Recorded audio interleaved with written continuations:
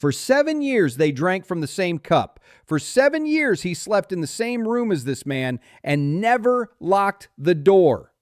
And now his sworn brother is cutting a jade heart out of his chest and smiling that very same brotherly smile. What does a dead man do when everyone he loved has betrayed him? The jade blade slips between Choi Do-hyeon's ribs and something deeper than bone crunches. Sosuda's heart shatters. 847 key points gush from his chest like water from a broken jug. So Kyung-pil holds the hilt with both hands and smiles, warmly, like a brother. 12 years of cultivation flow outward as this man probes inside Do-hyun's chest and pulls out a fist-sized jade knot. He holds it up to the light. The jade glows green. Do-hyun's blood trickles down his brother's fingers onto his white sleeve. Kyung-pil says he forgives him. He says that Do-hyun's vessel is too narrow for such a treasure. He says that his own vessel is wider and that this is how it should be. Behind them, Cho Min-soo chuckles. A cousin. Bloodkin. Min-soo wipes the blade on the dying man's sleeve and mutters that they'll tell their uncle about the failed breakthrough. Their mother will cry and get over it. Both turn and walk away down the path between the plum trees. They don't look back. Not once. Do-hyun lies with his cheek in the mud of the temple garden. A piece of rice cake that his mother had slipped into his mouth that morning for good luck is stuck in his mouth. He didn't have time to finish chewing it. The brand on his wrist burns and flakes away. 847. 600. 400. 100. 0. Rank? Crack. No. Lower. An empty shard. Blood flows into the ground, and the ground refuses to absorb it. Plum petals fall on his face, and Do-hyun thinks it's beautiful. Then he thinks he's dying. Then he realizes it's the same thing. And in his fading consciousness, a single thought remains. Cold as jade. He won't take the heart. He'll take everything they are, one by one. Darkness closes in. The heart stops. The body of the heir to the fading Choe clan ceases to breathe amid the fallen plums. No one comes. For 3 hours, the corpse lies alone. Flies land on his open eyes. And this is where the strangest thing begins. The left palm is burning. 3 months ago, Do-hyun was cleaning out his ancestors' abandoned well and found a jade tablet with a single character at the bottom among the silt and bones. Gi-saeng, Parasite. The tablet had grown into his skin and remained silent for 90 days. It was silent when he meditated. It was silent when his brother-in-arms sharpened his blade in the evenings, sitting across from him. Now, the body is dead, the vessel is shattered, and the tablet awakens. Not a sound, not a voice, a sensation. As if something ancient is peeling open the eyes inside the skull and looking out. The system registers the carrier's death. The system initiates the survival protocol. Do-hyun's consciousness detaches from the corpse like steam from boiling water. He sees himself from above. Pale, skinny, his palm glows green, and then he is pulled to the side, toward the nearest living thing. Behind the fence, a mangy dog with a broken paw whimpers. Kyung-pil's hunting dog, which he abandoned here a week ago because it had become useless. 12 key points. Do-hyun's consciousness enters the dog like a knife through water. The smells hit first. Thousands of them. Blood smells of iron and plums. The traitor's trail smells of sandalwood and sweat. Do-hyun opens the dog's eyes. The paw hurts. The body weighs nothing, but the system displays a line before his eyes. Host accepted. Base capacity 12. Symbiote multiplier active. Key accumulation rate multiplied by 7. Estimated time until bowl rank, 48 hours. Do-hyun stands on 3 paws. He looks at the garden where his former body still lies, and flies crawl across the face that was his face for 19 years. He feels nothing. No, he feels one thing. A line flashes in his peripheral vision. Humanity, 100%. -1 for the transition. 99. His mother's face. He remembers his mother's face. He remembers how she slipped him a pastry and said, "Don't forget to chew before the breakthrough." He remembers. For now, he remembers. Do-hyeon turns away from the corpse and limps toward the So clan's estate. Gyeong-pil is probably drinking rice wine right now in honor of the new heart. He's probably already inserted the jade knot into his chest. The mark on his wrist probably reads 1,200. A cauldron, a new hero. And the dog limps along the road, and no one looks down. A mangy mutt. Zero threat, zero interest, zero suspicion. And this mutt cultivates on the go. Chi enters the vessel like air into a fur. 14 points. 16. 20. Every breath brings as much as a week of meditation for an ordinary cultivator. 25. 30. The dog limps toward the gates of the So clan. The guards don't look down. Who would look at a dog? But the dog looks at them. It memorizes faces. It counts ki by the brands. 240 on the left, 310 on the right. Both are bowl rank. In 2 days, they will be lower than this dog. In 2 days, this dog will leave its cage. And So Gyeong-pil will learn that the dead know how to wait. Do-hyeon hadn't slept for 40 hours. The dog's body didn't want to sleep. It wanted to eat. It wanted to whine from the pain in its paw. It wanted to lie down under a bush and wait for someone to throw a bone. Do-hyeon suppressed all 3 desires and cultivated. He lay under the barn in the backyard of the So estate and breathed. Every breath drew ki from the air. Every exhalation condensed it within the vessel. The dog's vessel was tiny, like a thimble, but the symbiote's multiplier worked without stopping, and the thimble expanded. 50 points. 70. 100. The brand on the collar glowed brighter and brighter. Do-hyeon tore the collar off with his teeth and buried it in the ground. No one must see the numbers. Not now. 120! 150! The crack's threshold had been crossed. Bull rank. The dog's body trembled. Bones cracked. A broken paw healed in a second. Muscles tightened. The fur that had hung in tatters on its sides pressed against its body and became stiff as wire. Do-hyeon stood on all fours for the first time in a week. There was no pain. 200 points! 250! He felt every muscle as if it were his own. Better than his own. In a human body, he had never felt such purity of movement. The dog was simple. No extraneous thoughts. No memories interfering with the flow of ki. Just a vessel. Just breath. Just growth. 300 points! 320! 340! The system displayed a message. The host has reached its maximum capacity for this body type. Further cultivation is impossible without a breakthrough. A host change is recommended. Do-hyeon ignored the recommendation. He didn't need a breakthrough, he needed one specific moment. Behind the barn wall was the courtyard for the So clan's guards. Every morning at the 4th watch, the elite guard changed shifts. The captain of the night shift walked past the barn alone. Always alone. Do-hyeon watched for 2 nights. He memorized the route. He memorized the scent. The captain smelled of burnt oil and old leather. Rank, bowl. 280 points. The brand burned evenly. A self-assured man who had served the So clan for 20 years and never once thought that one day a mangy dog would rip his throat out. The 4th guard. Footsteps. The smell of burnt oil. Do-hyeon didn't wait. He shot out from under the barn like an arrow from a bow. 340 points against 280.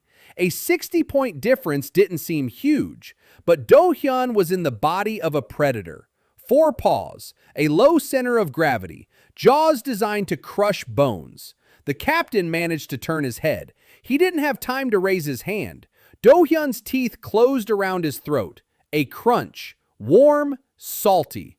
The guard's body collapsed onto the courtyard stones. Do-hyeon released his grip and stepped back. Blood spread across the slabs. Dark. Quiet.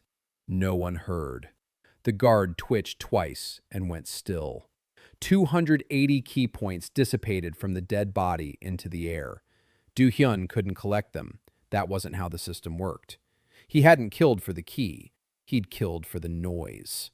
In the morning, they'd find the body of an elite guard with his throat torn open, in the middle of the So clan's guarded compound of the So clan. Panic would ensue. They would start searching for the beast, and they would find a dog with a brand that burned brighter than half the guards. Do-hyeon wanted them to find it. He wanted the whole courtyard to gather. He wanted Young Pil to come and see. He dragged the guard's body behind the barn. He laid it down carefully, face up, open eyes staring at the sky. Then he returned to his spot under the barn and waited. Dawn came gray and cold. A scream rang out during the 6th watch. A maid found blood on the flagstones. 15 minutes later, the So clan's courtyard was buzzing like a disturbed beehive. Guards ran about with torches. Servants hid in the corners. Someone had seen a dog run through the courtyard at night. Someone said they'd heard a growl. An hour later, the head of the night watch arrived. He examined the body. He examined the wound. He said the throat had been torn open with teeth. Not a blade.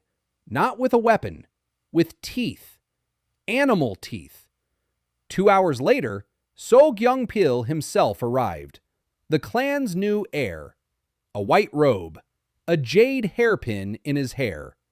The brand on his wrist glowed with the number 1,200. The cauldron. Do-hyeon's heart was beating in his chest. Do-hyeon saw it from under the barn. He saw his own jade in a stranger's body. He saw his own key nourishing the man who had killed him. The dog growled. Quietly. Young Pil didn't hear it. He stood over the guard's corpse and frowned. He said the beast must be found and killed by evening. He said rumors must not spread beyond the walls. He said he would personally check every cage on the grounds. Min-soo stood nearby, a bored expression.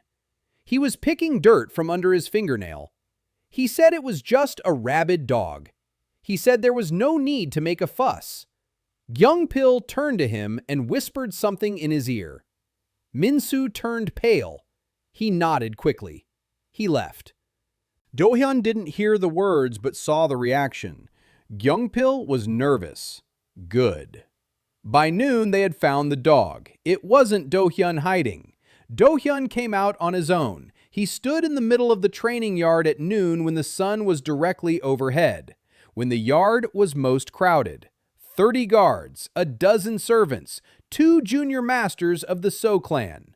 The dog stood on all 4 legs and didn't move. Its fur was pressed against its body. Its muscles were like stone. Its eyes were yellow, unmoving. The guard to the left of the door said this was the young master's former dog, the very one with the broken paw. The guard on the right looked at the dog more closely. He looked at its paw. The paw was intact. Its body was more massive than a week ago. But the main thing, the brand.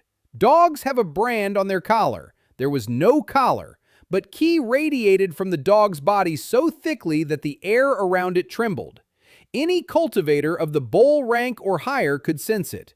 340 from the dog.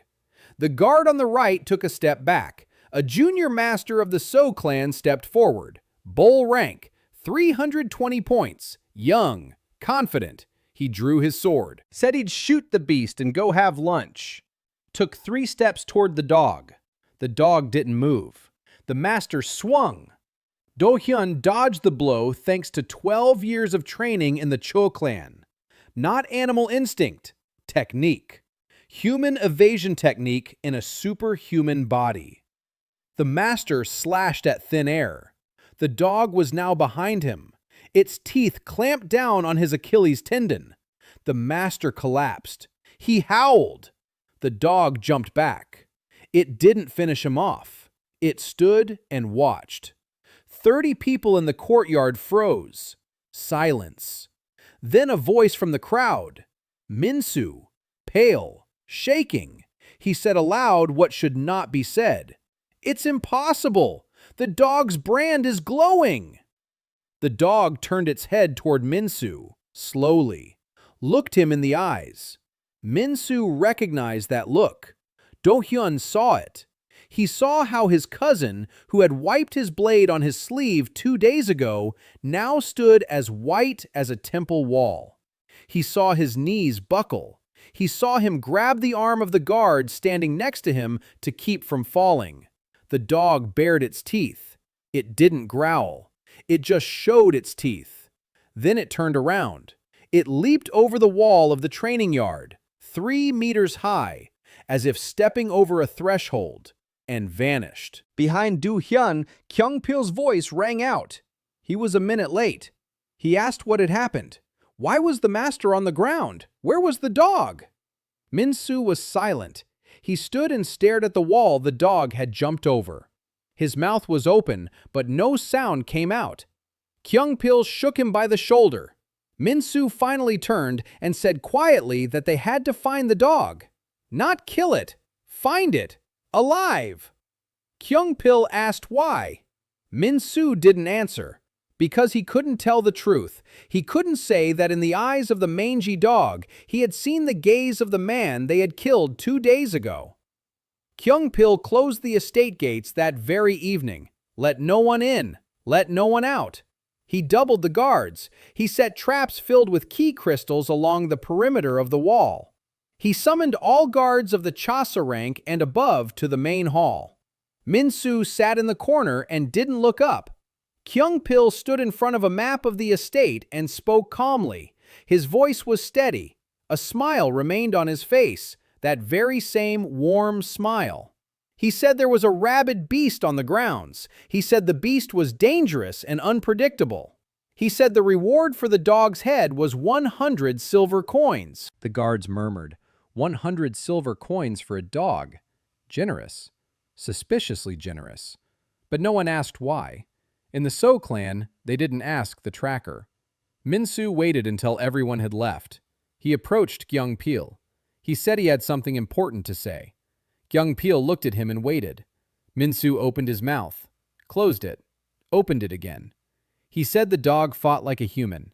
He said the evasion technique the dog used in the courtyard looked like the Choi clan style. He said it was similar to... He didn't finish. Kyung-pil cut him off. He said that Do-hyeon was dead.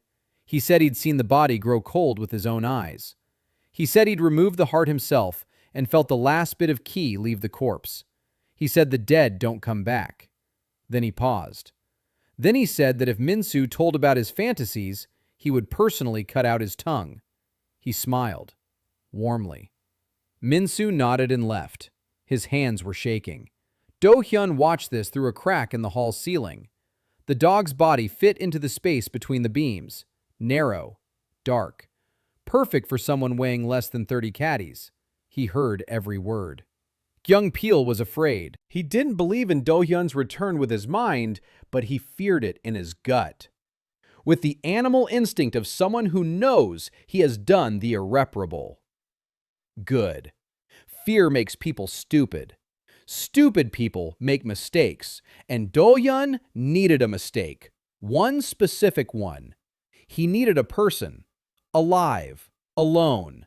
With enough ki so that the next leap would make sense. The system reminded him.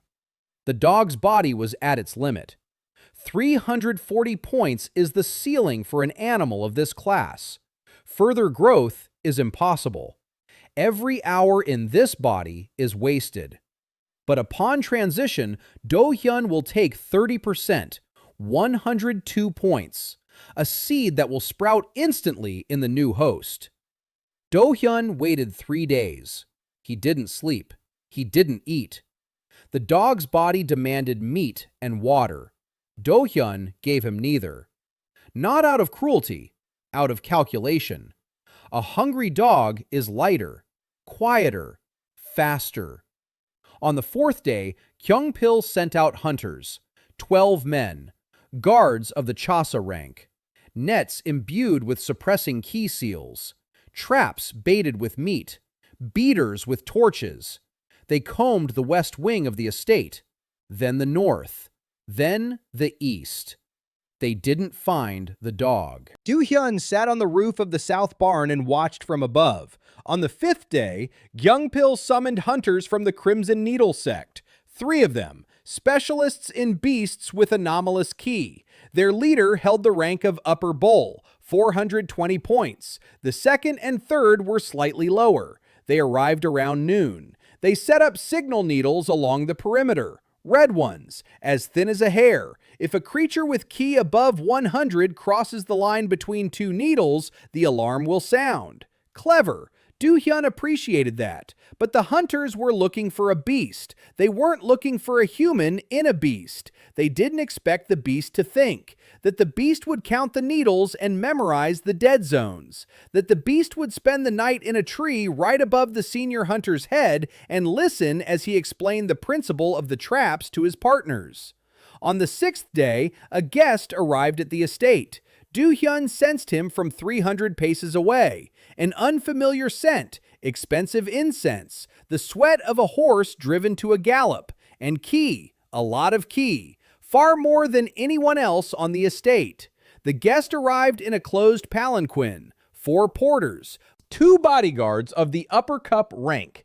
The guest himself did not show his face, but when he stepped out of the palanquin, Do-hyeon felt the pressure of his ki through 2 walls and the roof. A cauldron. At least 1,000 points, maybe more. Kyung-pil met the guest personally at the gate. He bowed, low. Lower than a clan heir should bow to anyone other than the clan head or a prince of the blood. They went into a secluded pavilion. Do-hyeon crept closer, across the roofs, along the beams, down the gutters.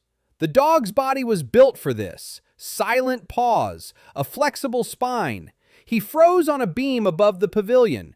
He didn't hear everything. The voices were quiet, but he caught the key words. The guest asked if Heart was ready. Kyung-pil replied that Heart had settled in and his ki was steadily growing. The guest asked about the boy. Kyung-pil replied that the boy was dead and his body had been disposed of. The guest asked if he was sure. Kyung-pil paused a second longer than necessary. He replied that he was sure. The guest said that the prince was waiting for the results by the tournament, that Cho's heart vessel had been promised to the higher-ups, that if Kyung-pil did not deliver the column rank by the day of the 9 courts, the consequences would fall not on him, but on the entire So clan. Then the guest left, just as quietly as he had come, a palanquin, porters, dust on the road. Do-hyeon lay on the beam and thought, the prince, what prince? The heart had been promised, his heart, promised before it was cut out. So Kyung-pil didn't come up with this on his own. So someone was behind him, someone of the prince's caliber. The system offered no comment. The system didn't care. It counted ki and seconds. Do-hyeon did not care. He remembered the guest's scent, remembered the pressure of his ki, remembered the word prince, added it to the list. The list grew. Kyung-pil, Min-soo, the So clan, now the prince, the unknown guest. They'll all answer, all of them, one by one. On the 7th day, luck came in the form of human greed. One of the Crimson Needle hunters, the junior one, 390 points. He decided to check the western slope alone, at night, without notifying his senior. He probably wanted to claim the reward himself. 100 silver coins. A good reason for foolishness. Do-hyeon was waiting for him on the path. He wasn't hiding. He stood in the moonlight on all 4s. His fur was silvery in the darkness. Yellow eyes. Unblinking. The hunter saw the dog and smirked. He pulled out 3 crimson needles, each charged with ki suppression technique. Special weapons for capturing anomalous beasts. He threw the first one. Do-hyeon moved to the left, the second to the right, The third, he didn't move. It hit him in the side. The needle entered between his ribs, and Do-hyeon felt the ki in the dog's body freeze. The suppression was working. His 340 points dropped to 200 in a second. The hunter stepped closer. He drew his blade. He said the dog was worth 100 silver coins and that he would drink to its health. Do-hyeon let him approach. Close, within arm's reach. The hunter swung. Do-hyeon jumped, not at the hunter, into the hunter. The system reacted instantly. Emergency transfer protocol. Consciousness left the dog's body, entered the man's body. The dog's body collapsed, lifeless. The hunter froze. The blade fell from his hand. His eyes rolled back. His body trembled. Then it straightened. His eyes opened. Not his eyes. Do-hyeon stood in the body of the Crimson Needle Hunter. For the first time in a week, he was human. He had hands, fingers, a tongue. He could speak. The system displayed the data. Host accepted. Base capacity 390. Seed from previous host 102 points. Total 492. Rank chalice. Multiplier active. Humanity counter -1%, 98%. Somewhere on the edge of his memory, his mother's face grew slightly less distinct. The color of the ribbon in her hair, red or burgundy, he couldn't remember. Do-hyeon raised the hunter's blade, weighed it in his hand. Good balance. He looked at the dead dog's body on the path. Peeling hide, a broken needle between the ribs. The first host. He had served his time. Do-hyeon turned and walked away from the So estate. He didn't look back. In the hunter's body, no one would recognize him. A new face, a new voice, a new rank, and 492 points that by morning would become 500, and then 600, and then Kyungpil would learn that the 100 silver coins for the dog's head had been spent in vain. The first thing Do-hyeon did in a human body was take off the hunter's boots and walk barefoot through the wet grass. His feet felt the cold, the moisture, from individual blades of grass. For a week in the dog's body, he had walked on the pads of his paws, and the world beneath his feet had been flat and hard. Now 10 toes pressed into the ground, and each sent a distinct signal. The human body, complex, slow, beautiful. He put his boots back on and set off. Do-hyeon was heading south from the So estate. It was a moonless night. The road was empty. The hunters of the Crimson Needle traveled light. In the waist pouch of the new host, Do-hyeon found 3 silver coins, 5 crimson needles in a leather case, a bundle of a sect pass with a seal and a name. Han Sugil, 26 years old, rank chalice, specialization, field hunting of anomalous beasts. Do-hyeon became Han Sugil. The name was foreign, but the language in his mouth was his own.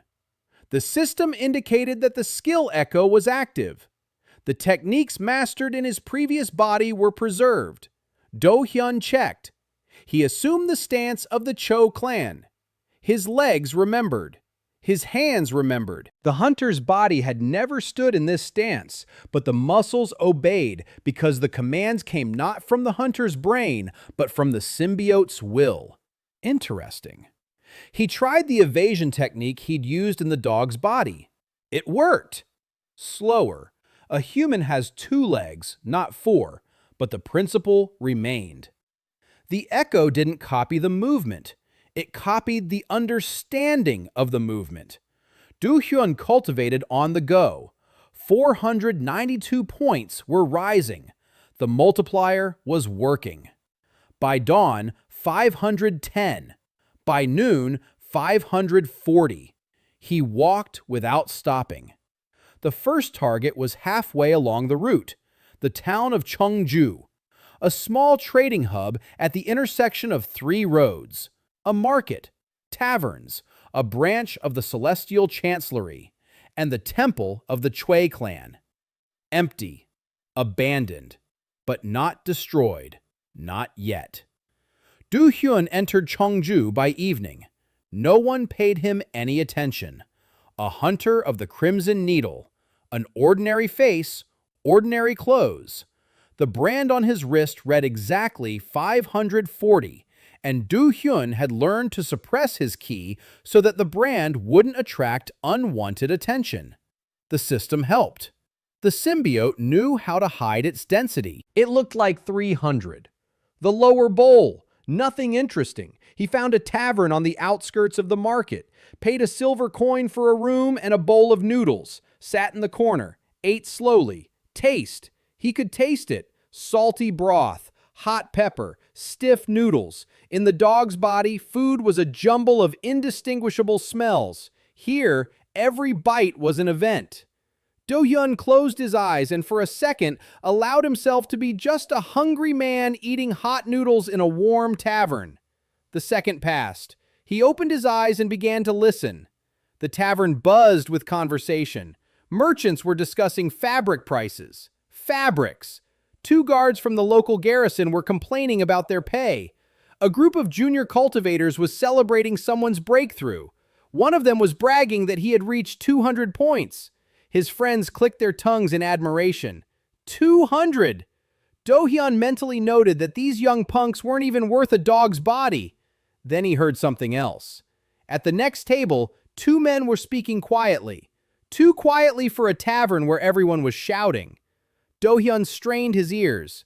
A hunter's body was trained for fieldwork. His hearing was better than that of an ordinary cultivator. The first man said that the Choi had been officially disbanded. The clan head's seal had been handed over to the chancellery. The second asked what had become of the widow. The first replied that the widow was at the White Moon Monastery. She had been pledged to the So clan as collateral. The girl had been taken to the So estate. The second said it was a pity. It had once been a good clan. The first replied that good clans don't lose their heirs during the breakthrough. He laughed. Do-hyun clenched his chopsticks so hard the wood cracked. They took the girl. So-yeon, 14 years old, his sister, taken to the So estate, into service. Everyone understood what that meant. Do-hyun set his chopsticks down on the table. He stood up. He walked out of the tavern. It was dark outside. He stood against the wall and breathed, evenly, deeply. He counted to 10, to 20, to 30. Then he stopped. The system detected a surge in ki. 540 points jumped to 560 in a second. An emotional outburst. Dangerous. It draws attention. Do-hyun suppressed the surge. He brought his ki back to normal. He stood up straight. He thought. So-yeon at the So estate, the estate he had just left. He could go back right now. In the hunter's body, they wouldn't recognize him. He could sneak inside. He could find his sister. He could try to get her out. And die. The estate was swarming with guards. The Crimson Needle hunters were still there. Gyeongpil was on edge and had doubled the guards. 540 points against an entire clan. Suicide. Do-hyun wasn't suicidal. He was a dead man who had learned to count. He needed more points, more strength, more bodies. So-yeon will wait. She is strong. She is the daughter of the Cho clan. She will endure. And if she doesn't, then those who caused her pain will die a longer death than planned. Do-hyun returned to the tavern. He went up to his room. He sat on the floor. He began to cultivate. The multiplier worked even while sitting. Ki entered the hunter's vessel. 560, 570. By morning, it would be 600. By the next evening, 700. He decided not to rush the transition.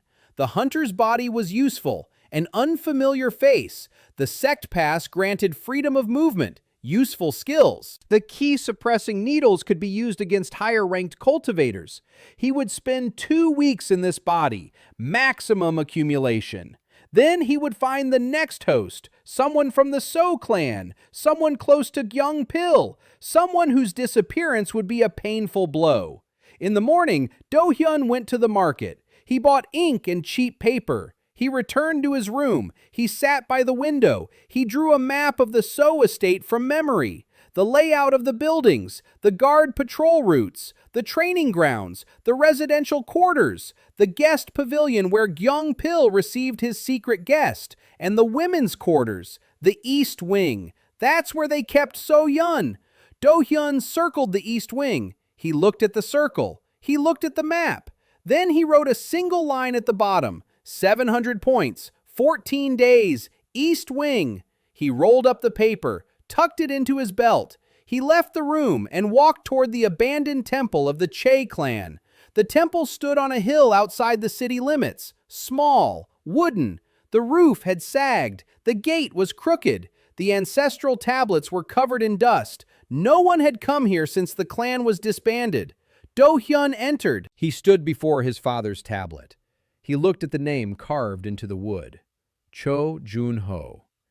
He died when Do-hyun was 11. Not by enemies, from illness. His body had rotted from the inside out. Too narrow for ambition. Too fragile for a world that does not forgive weakness. Do-hyun did not bow. He did not light incense. He stood and looked. Then he spoke aloud for the first time in a week. The voice of the hunter Han Sugil uttered the name Choi Do-hyeon. Strange. Someone else's lips. His own name. He said he would return. Said he would bring the heads of those who wiped out the clan. Place them before the plaque. And then he would light the incense. Not before. He left the temple. Didn't look back. A memory flashed through his mind. His father had taught him how to hold the sticks. Right hand slightly higher, left hand slightly lower.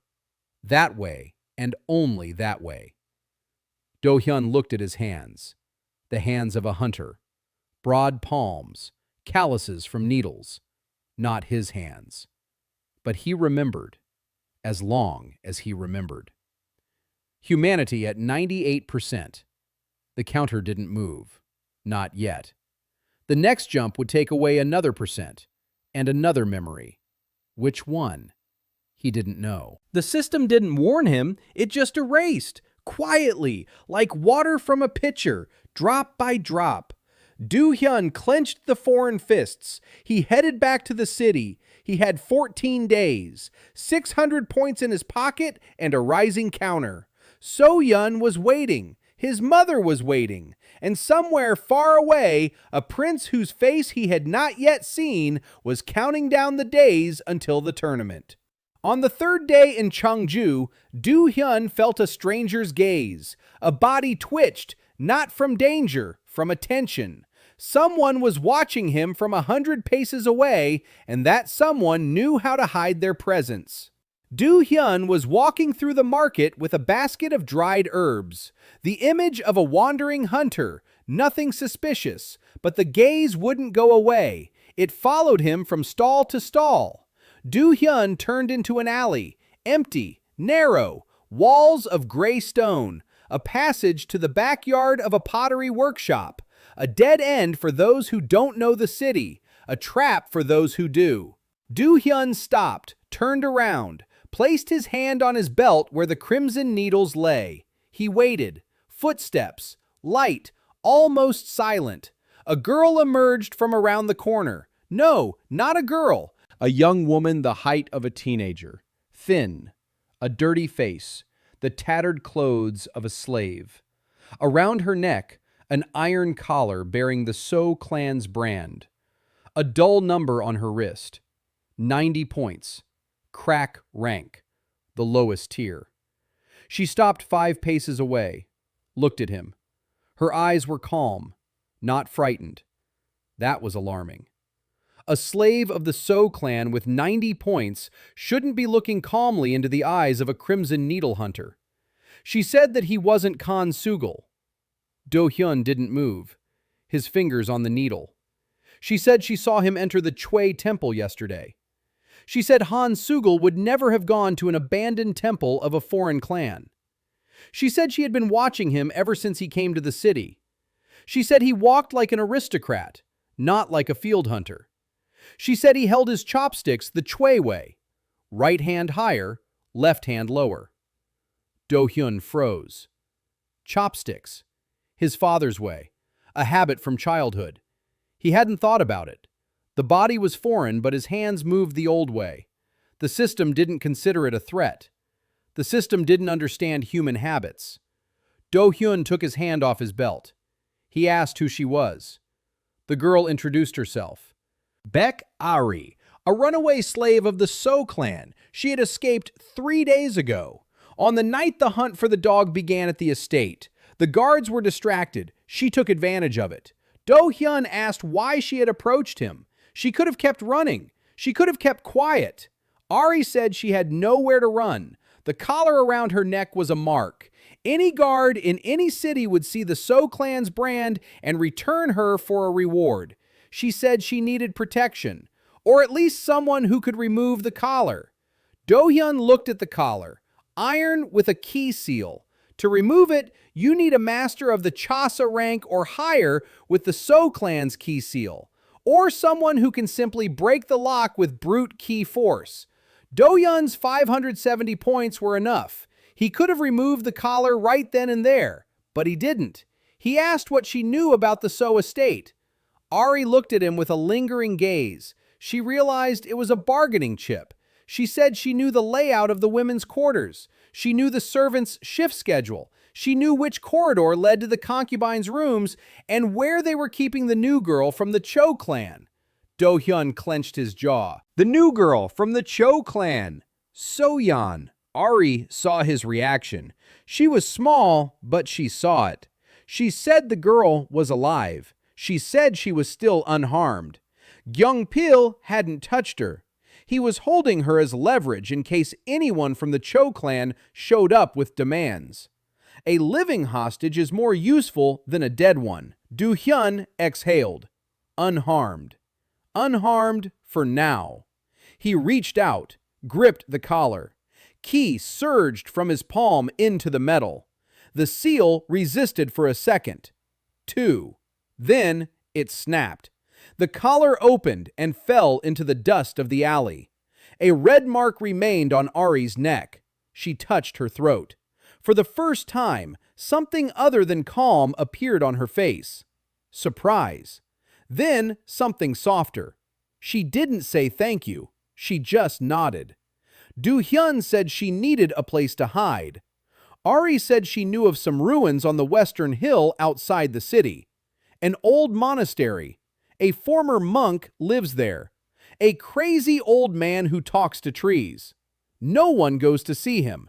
She hid there the first night after her escape. Do-hyeon remembered. The monastery on the western hill. The old monk. A possible refuge. He told Ari he'd come for her in 10 days. Said she'd have a task. Ari asked what it was. Do-hyeon said she'd be his eyes in places none of his bodies would go. Ari was silent. Then she asked what he meant by none of his bodies. Do-hyeon didn't answer. He turned and walked out of the book. Ari stood there, watching his back. She knew this man wasn't Han Sugil. She didn't know who he was.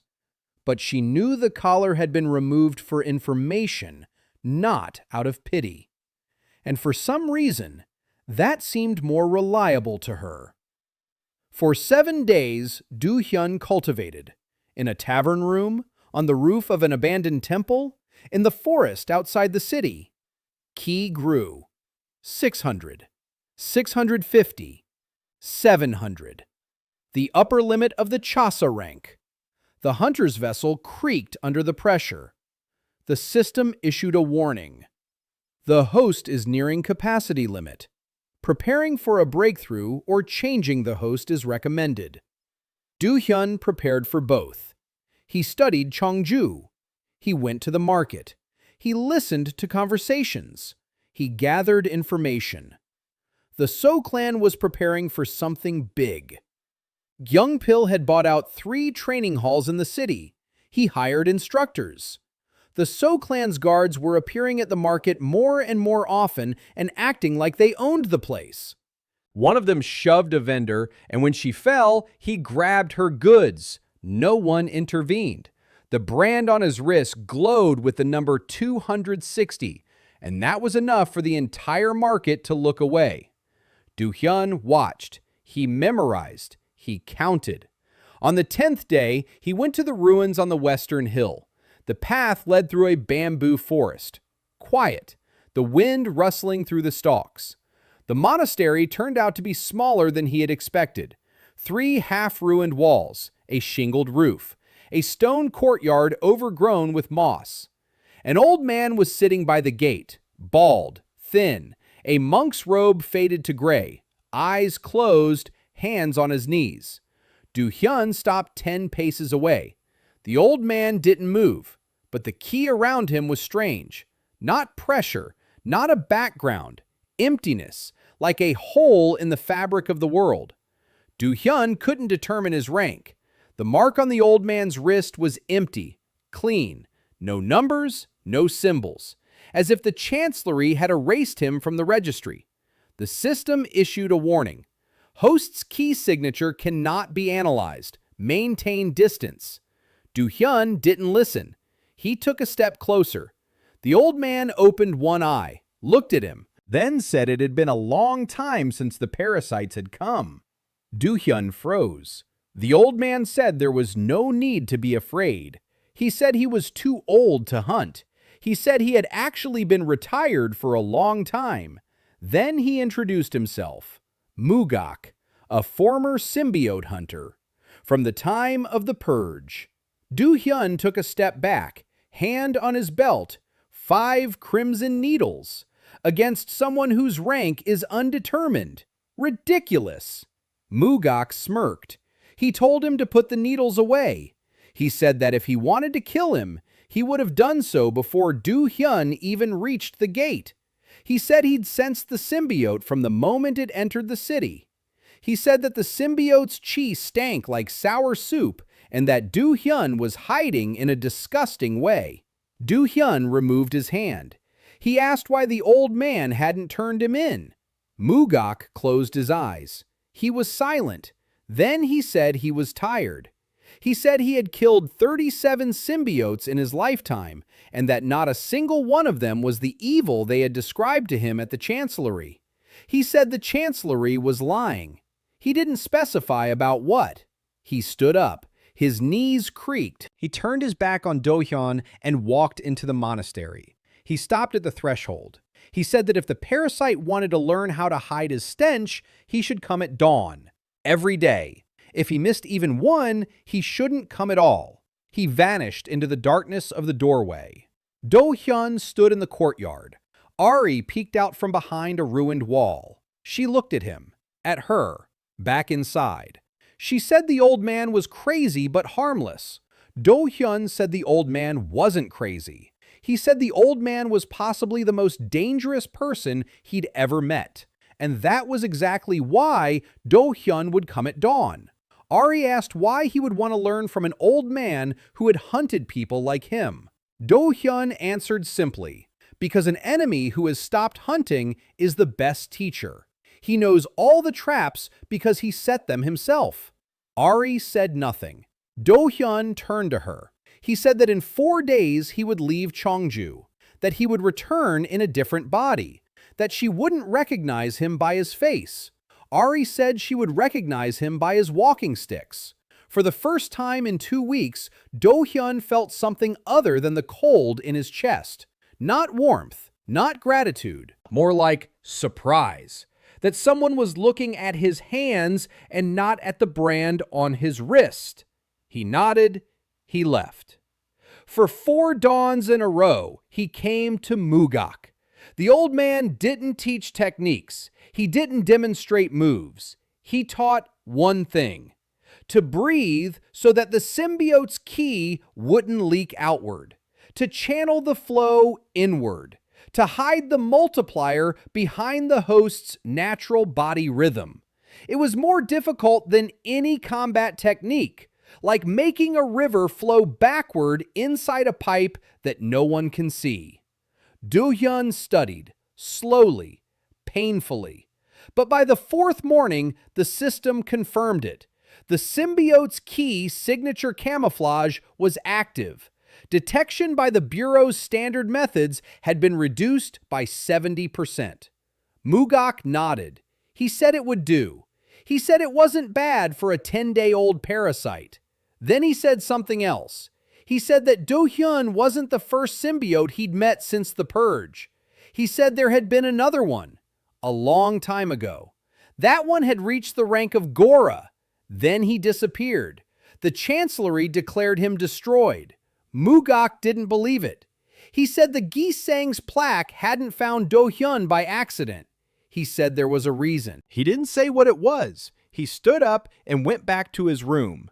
Do-hyeon stood there watching the sunrise. 720 points. The upper bowl. The hunter's body at its limit. Tomorrow, he would find the next host. Someone from So's inner circle.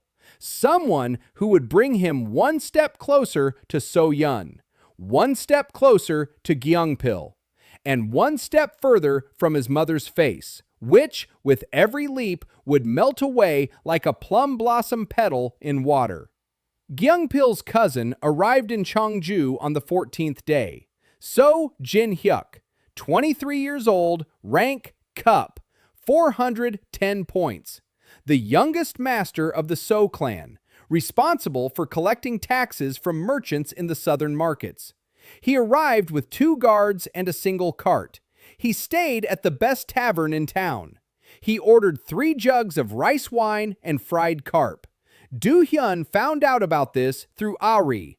She came to town every other day. Her face was dirty. She wore beggar's clothes. Without her collar, she looked like an ordinary vagrant. No one paid her any attention. She sat outside the tavern where Jin-hyuk was staying and listened to the guards chatting on the porch. Then she went to Do-hyeon and told him everything. Jin-hyuk will stay in Cheongju for 3 days. He's collecting silver from the merchants. The guard's in the common room downstairs. Jin-hyuk himself is upstairs, alone. He drinks until the 3rd watch. Falls into a death-like sleep, wakes up around noon. Do-hyeon listened. He calculated. Jin-hyuk's 410 points plus 30% of his current 720, 216. Total base capacity upon transfer, 626. With the multiplier, in 2 weeks it can be ramped up to 1,000, maybe higher. A cauldron, point at which returning for So-yeon ceases to be suicide. But it's not just about the numbers. Jin-hyuk is the face of the So clan. His disappearance will be noticed. They'll start looking, and they'll look in Cheongju. That means Do-hyeon has to play it clean. Han Soo-gil's body can't be left behind. They can't find a corpse with the Crimson Needle seal next to the missing So master. That would tie the threads together. Do-hyeon spent the day preparing. He found an abandoned well outside the city limits. Deep, dry. The walls were made of slippery stone. The body would fall to the bottom, and no one would go down to check. On the evening of the 2nd day, Do-hyeon arrived at the tavern. The hunter's body moved with confidence. 720 points were hidden behind Mugak's disguise. The background read as 300. Lower bowl. The guards on the porch didn't turn their heads. Do-hyeon climbed the stairs. The 2nd floor corridor. 3 doors. Behind the left one, a merchant was snoring. Behind the middle one, silence. Behind the right one, the sound of wine pouring and quiet singing. Jin-hyuk was singing a drinking song of the So clan, out of tune. Do-hyeon pushed the door. It wasn't locked. Jin-hyuk was sitting on the floor by a low table. 3 empty jugs, a 4th in his hand. His face was red. His eyes were cloudy. He looked at Do-hyeon. He frowned. He asked who he was. Do-hyeon stepped inside. He closed the door. He said he had brought a message from young Master Gyeongpil. Jin-hyuk grew wary. He straightened up, set down the jug, asked what the message was. Do-hyun stepped closer. 2 steps. 1. An arm's length away. Jin-hyuk was drunk but not dead. His ki reacted to the stranger's approach. 410 points of tension surged through his body. His hand reached for the sword against the wall. Do-hyun didn't let it reach it. A crimson needle entered Jin-hyuk's neck. The ki suppression worked instantly. 410 plummeted to 150. Jin-hyuk twitched. He opened his mouth. Do-hyun clamped his hand over his mouth. A second needle in the shoulder. A third in the thigh. Jin-hyuk's body went limp. His eyes rolled wildly. He was conscious.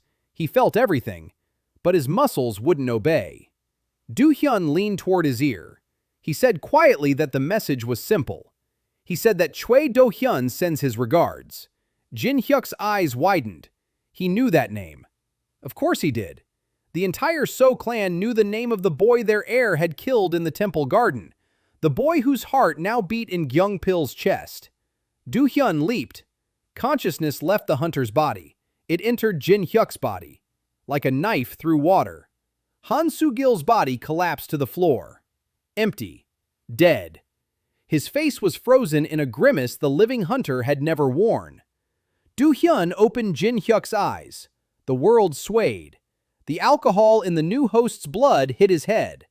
Nausea. Do-hyun suppressed it with willpower. The system displayed the data. Host accepted. Base capacity 410. Seed from previous host 216 points. Total 626. Rank Chalice. Multiplier active. Humanity counter -1%. 97. Something was missing. Something small. Do-hyun tried to remember. His mother's face was there. His sister's name was there. The taste of a rice cake was there. What then? He closed his eyes and searched. He found emptiness where there had once been sound. His father's voice. His father was saying something important. About chopsticks. No, not about chopsticks. Something else. Morning. Early morning. When Do-hyun was 5 or 6 and his father was carrying him on his shoulders, his father was saying something, and that voice was gone. The words were there. The memory that the words existed was there.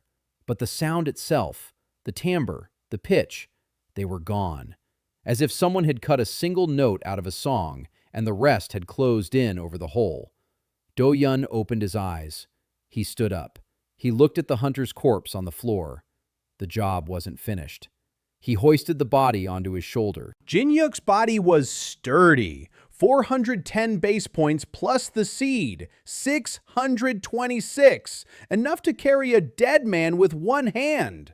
Do-hyun climbed out the window. 2nd floor. A jump down. Quiet. A dark street. No one around. A brisk 15-minute walk to the abandoned well. The hunter's body plummeted down. A dull thud. Silence. Do-hyun filled the well's opening with stones and branches. Not perfect, but they won't find it anytime soon. He returned to the tavern through the window. He lay down on Jin-hyuk's bed, covered himself with his blanket, closed his eyes. In the morning, he would become So Jin-hyuk, Kyung-pil's cousin, a member of the Seoul clan, an enemy from within. In the morning, the guards knocked on the door. Do-hyun opened it. Jin-hyuk's face, crumpled, swollen from yesterday's wine. The guards didn't notice the difference. They asked if the young master was ready to collect taxes. Do-hyun said he was ready. Jin-hyuk's voice, slightly hoarse, notes of arrogance that Do-hyun had copied by watching him for 2 days. The guards bowed. They left. Do-hyun closed the door and looked into the bronze mirror on the wall. So Jin-hyuk's face was staring back at him. Narrow eyes, thin lips, a mole on the left cheekbone, the face of an enemy, the face of a new home. He ran his finger over the brand on his wrist. 626. He had lowered the background to 410. Mugok's disguise worked flawlessly. No one would notice the difference. Jin-hyuk had been 410, and now he was still 410 to anyone who looked. For 3 days, Do-hyeon collected taxes. He walked through the market. He took silver from the merchants. He recorded it in a book. He played a role. The guards didn't suspect a thing. Jin-hyuk was greedy and lazy. Do-hyun was just as greedy and lazy. He copied his manner of speaking. He copied his gait. He copied his habit of picking his teeth after eating. On the 3rd day, he returned to the So estate with the guards and a cartload of silver. The gates opened. Do-hyun stepped inside. For the first time in 3 weeks, he stood on the grounds of the So estate not as a beast, like a master, like a member of the family. The guards at the gate bowed. The servants took the cart. The chief steward reported that young Master Gyeongpil was waiting in the main hall. Do-hyun nodded. He walked toward the main hall. Jin-hyuk's heart beat steadily in his chest. Ki flowed calmly. The disguise held. 126 hidden behind 410. Perfect. He pushed open the hall doors. Gyeongpil sat at the table. A white robe, a jade hairpin, that same warm smile. The brand on his wrist glowed with the number 1,200, the cauldron. Do-hyun's heart in Gyeongpil's chest, alive, pulsing. Do-hyun saw its key structure through the system's eyes. A jade knot. His jade knot. 12 years of cultivation sat in a foreign body like stolen gold in a thief's chest.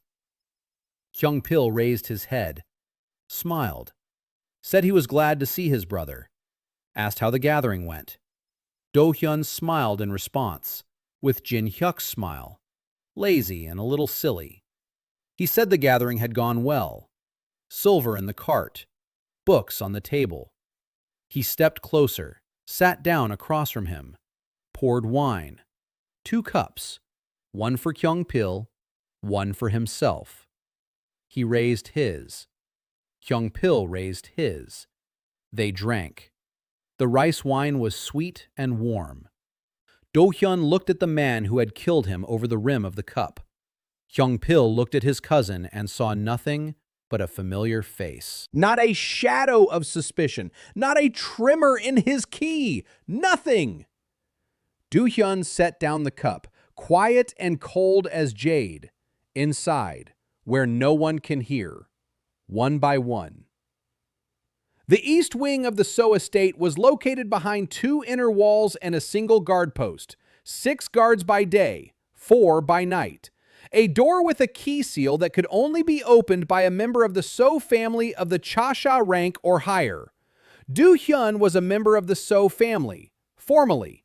Jin-hyuk's body carried the clan's blood and the family's key signature. The seal on the door recognized him. It clicked. It opened. His 3rd day at the estate. Do-hyun had chosen the hour when Gyeongpil had left for the chancellery branch in the neighboring town. Min-soo was napping after lunch. The guards were used to Jin-hyuk wandering the estate aimlessly because the real Jin-hyuk spent his days exactly that way. The corridor of the east wing was narrow and dark. Doors on both sides. A room behind each one. Behind every door, someone's life hidden from the world. Concubines, maids, hostages. There was almost no difference. They all belonged to the So clan. They all wore thin bracelets with a seal of bondage. Do-hyun walked down the corridor, counting the doors. Ari had said that the girl, Cho, was in the 5th room on the right, a small one, with a single window facing a blank wall. The 5th door. Do-hyun stopped. He placed his palm on the wood. Warm. Thin. It was quiet behind the door. Not a sound. He pushed it open. The room was small. A mat on the floor, a low table, a jug of water, a bowl with the remains of porridge. A girl was sitting by the wall. Cho So-yeon, 14 years old. Her hair tied in a simple knot. Her clothes were gray, clean but cheap. Not the clothes of an heiress, the clothes of a servant. A dull brand on her wrist. 60 points. Crack rank. Her mother wouldn't let her cultivate seriously. Said a girl didn't need to, that she'd find a good husband from a strong clan. Now the strong clan is gone, and the girl sits in a room with 60 points and gray clothes. So-yeon raised her head. She looked at Do-hyun, at Jin-hyuk's face. Her eyes were dry, not tearful, not frightened, empty. The eyes of a person who had stopped waiting. Do-hyun closed the door behind him, took a step, stopped. He didn't know what to say. In the body of a dog, words were unnecessary. In the body of a hunter, he spoke only when necessary. Now he stood before his sister with a stranger's face and a stranger's voice, and not a single word seemed right. So-yeon looked at him, at So Jin-hyuk's face. Do-hyun saw her clench the hem of her clothes, brace herself for anything, for the worst, because nothing good ever comes from people with the surname So. Do-hyun sat down on the floor, slowly. He crossed his legs. He picked up the chopsticks from the table. So-yeon had left them next to the bowl. Do-hyun took them in his right hand. He placed them slightly higher, the left one slightly lower. Just like that, and only like that, just as his father had taught him. So-yeon froze. She looked at his hands, at the chopsticks, at the right one slightly higher and the left one slightly lower. Her lips trembled. She looked up from his hands to his face, the face of So Jin-hyuk, a stranger's, but his hands held the chopsticks the way only one person in the entire world of the 9 courts held them. Her brother. She said his name, quietly, almost without a sound. Her lips formed the syllables, but no voice came out. Do-hyun nodded. So-yeon didn't cry. She didn't rush toward him. She didn't scream. She looked at the door, then at him, then back at the door, checking to see if anyone could hear. 14 years old and already thinking like a spy. Do-hyun felt something tighten inside. Not in his chest. Deeper. Where the system didn't count points. Where the difference between a parasite and a brother lived. He said quietly that he had come to take her away. Said not today, not tomorrow, but soon. Said she needed to hold on for a few more days. To act as she had before. Don't draw attention. Don't resist. Don't give them a reason. So-yeon listened. She nodded. Then she asked one thing. She asked what had happened to his real body. Do-hyun paused. He said there was no real body anymore. He said he lived differently now. He didn't explain how. So-yeon looked at him for a long time. Then she said she didn't care what body he was in. She said she would always recognize him. Do-hyun stood up. He placed the chopsticks on the table, straight, parallel, just as his father had taught him. He turned toward the door. So-yeon called out one more thing to his back.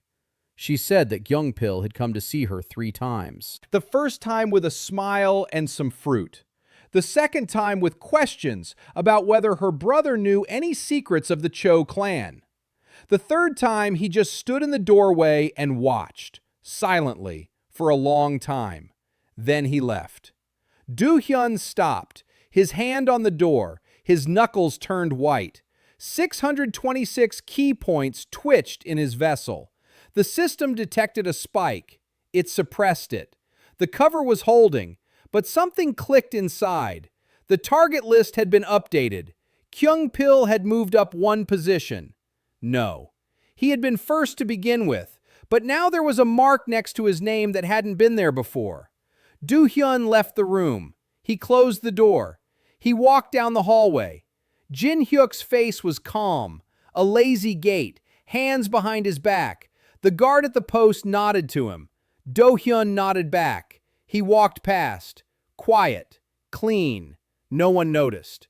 For 5 days, he lived at the So estate as Jin-hyuk.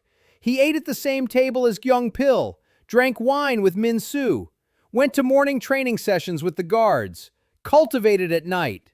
650, 700, 750. The disguise concealed his height. To everyone, he remained 410. The system worked silently. The multiplier 7 pressed against the vessel like water against the walls of flesh. Every night, Do-hyeon felt the boundaries expanding. 800. The boundary between the chalice and the cauldron. The breakthrough. It happened quietly. No thunder, no lightning. In Jin-hyuk's dark room during the third watch, ki in the vessel contracted to its limit. The walls cracked, expanded, closed at a new level. 820, 30, 50, 100, 900. Do-hyeon bit his lip until it bled. The pain was sharp and real. The only thing real in this body. The breakthrough lasted 7 minutes. When it ended, the system displayed a number, 1040. The cauldron. The lower cauldron. Do-hyeon lay on his back and stared at the ceiling. 1040. 3 weeks ago, he was dead. 0 points. Flies on his face. Now, the boiler. In the body of his killer's cousin. Inside the enemy's estate. Behind the wall sleeps the man who stole his heart and whose mark reads 1200. The difference was only 160, and it was shrinking by the hour. In the morning, he met Gyeongpil in the garden. Gyeongpil was practicing his sword strike. Beautiful form, precise movements. Do-hyun's heart gave him ki, but not talent. Gyeongpil was technical, but not a genius. 120 strikes per minute. Do-hyun stood and counted. In his real body, he could do 140. Gyeongpil noticed him. He lowered his sword, smiled, asked if his brother wanted to train together. Do-hyun said he would be happy to. They stood facing each other, wooden swords, a training match. Do-hyun lost the first exchange of blows on purpose. The second one too. The third one too. He was playing the role of Jin-hyuk, the clumsy one, slow.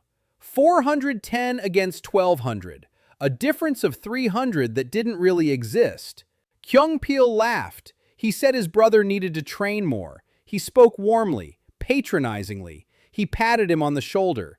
Gyeongpil's hand rested on Do-hyun's shoulder, and Do-hyun felt the warmth of a stranger's palm through the fabric. The same hand that had held the jade blade. The same palm that had ripped the heart from his chest. Do-hyun smiled. He said he would definitely train. Gyeongpil nodded and left. Do-hyun stood with a wooden sword in his hand. The smile slowly faded from Jin-hyuk's face. Nothing remained in its place. Emptiness, calm, and absolute. 4 days until So-yeon's extraction. 4 days and 1 dark night. The plan was simple. Night, the East Wing, retrieve So-yeon, escape through the North Wall, where the dead zone between the guard posts lasts exactly 40 seconds during the shift change. Ari is waiting with a horse behind the forest. Mugak knows. He remains silent, simply because he had planned it. Do-hyun had been preparing for 3 days. He studied the night watch routes. He calculated the time for each crossing. He found a weak spot in the perimeter of the key traps. One of the Crimson Needle's signal needles had been blown down by the wind, and the hunters had left without replacing it. A gap in the net. Small, but enough. The night was moonless. Clouds covered the sky. Do-hyun left Jin-hyuk's room during the third watch. The corridor is empty. His footsteps were quiet. Jin-hyuk's body moved differently than it had a week ago. 1,040 points had changed everything. His muscles were tighter. His reactions were faster. His stride was more confident. But on the outside, everything looked the same. A disguise. 410. Lazy Jin-hyuk goes to relieve himself. The guard at the eastern gate nodded. Do-hyun nodded back. The lock on the door clicked. The hallway. 5 doors. The 5th on the right. He opened it. So-yeon was sitting on a mat. She hadn't been sleeping. She was waiting. He had warned her yesterday with a gesture as he passed the dining hall. 3 fingers. The 3rd guard. She understood. Do-hyun held out his hand. So-yeon stood up. She took his hand. Her hand was small, cold, trembling, but her face was calm. They stepped out into the corridor. Do-hyeon led the way. So-yeon followed him. Not a word. Through the back door of the east wing into the small garden. Through the small garden to the wall. The wall was 3 meters high. For a 1,000-point key, jumping over the wall was like stepping over a threshold. Do-hyeon lifted So-yeon into his arms. He jumped. He landed on the other side on soft ground. Silence. The courtyard was empty. The second guard was 20 paces around the corner. In 12 seconds, he would turn. Do-hyeon ran. Not Jin-hyuk's run, the run of a boiler rank cultivator. Fast. Silent. So-yeon pressed herself against his chest. She was silent. The north wall. The dead zone. 40 seconds between shifts. Do-hyeon counted. 38, 32, 25. The wall ahead. 4 meters. Higher than the inner wall. He gathered speed. Jumped. Flew over. Landed behind the wall in the field. Grass up to his waist. Darkness. The smell of earth and night dew. 20 seconds. 15. 10. A torch flared on the wall behind him. Changing of the guard. The new guard looked down. He saw an empty field. Dark. Quiet. Nothing. He turned away. Do-hyeon lay in the grass. So-yeon beneath him. Face down. Breathing rapid but quiet. Do-hyeon counted to 100. Then he stood up. He took his sister by the hand. He ran toward the forest. Ari was waiting with the horse by the old oak tree. Silent. Businesslike. She took So-yeon. Helped her into the saddle. Do-hyeon looked at his sister. Jin-hyuk's face in the darkness. So-yeon was looking at him. She said quietly for him to be careful. Do-hyeon didn't answer. He slapped the horse on the rump. The horse bolted. Ari steered it toward the western hill, toward the ruins of Mugak, the only safe place within a day's ride. Do-hyun stood at the edge of the woods and watched as the darkness swallowed the horse's silhouette. Then he turned. He ran back toward the estate, because in the morning, So Jin-hyuk must wake up in his room, as usual, puffy-eyed, lazy, smelling of yesterday's wine.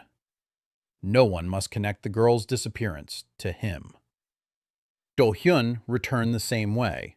The wall, the field, the dead zone, the small garden, the east wing, the corridor, the fifth room on the right. Empty. The mat was crumpled. The water jug was still there. He closed the door. He returned to his room, lay down, closed his eyes. In the morning, the estate awoke in chaos. The hostage from the Cho clan was missing. The guards of the East Wing searched every room. They searched the gardens. They searched the cellars. The girl was nowhere to be found. The seal on the door showed no signs of forced entry. The door was opened with a key held by a member of the So family. Kyung-pil stood in the middle of the courtyard. His face was pale. Calm on the outside, but Do-hyun could see the ki in his body trembling in fine ripples. Anger, or fear, or both. Kyung-pil gathered all the family members in the hall. 4 of them. Uncle Tae-bom sat at the head of the table. Column rank, 4,800 points. The pressure of his ki filled the room like a stone slab on his chest. Do-hyun stood in the corner in the form of Jin-hyuk and felt that pressure. 1,040 against 4,800. An abyss. Tae-bom was a mountain next to which the cauldron seemed like a puddle. But mountains are not eternal, and Do-hyun knew how to wait. Tae-bom asked how the girl had disappeared from the sealed wing. Kyung-pil replied that he was investigating. Tae-bom slammed his palm down on the table. The table split in 2. He said that an investigation was not the answer. He said the girl was the Che clan's guarantee of silence.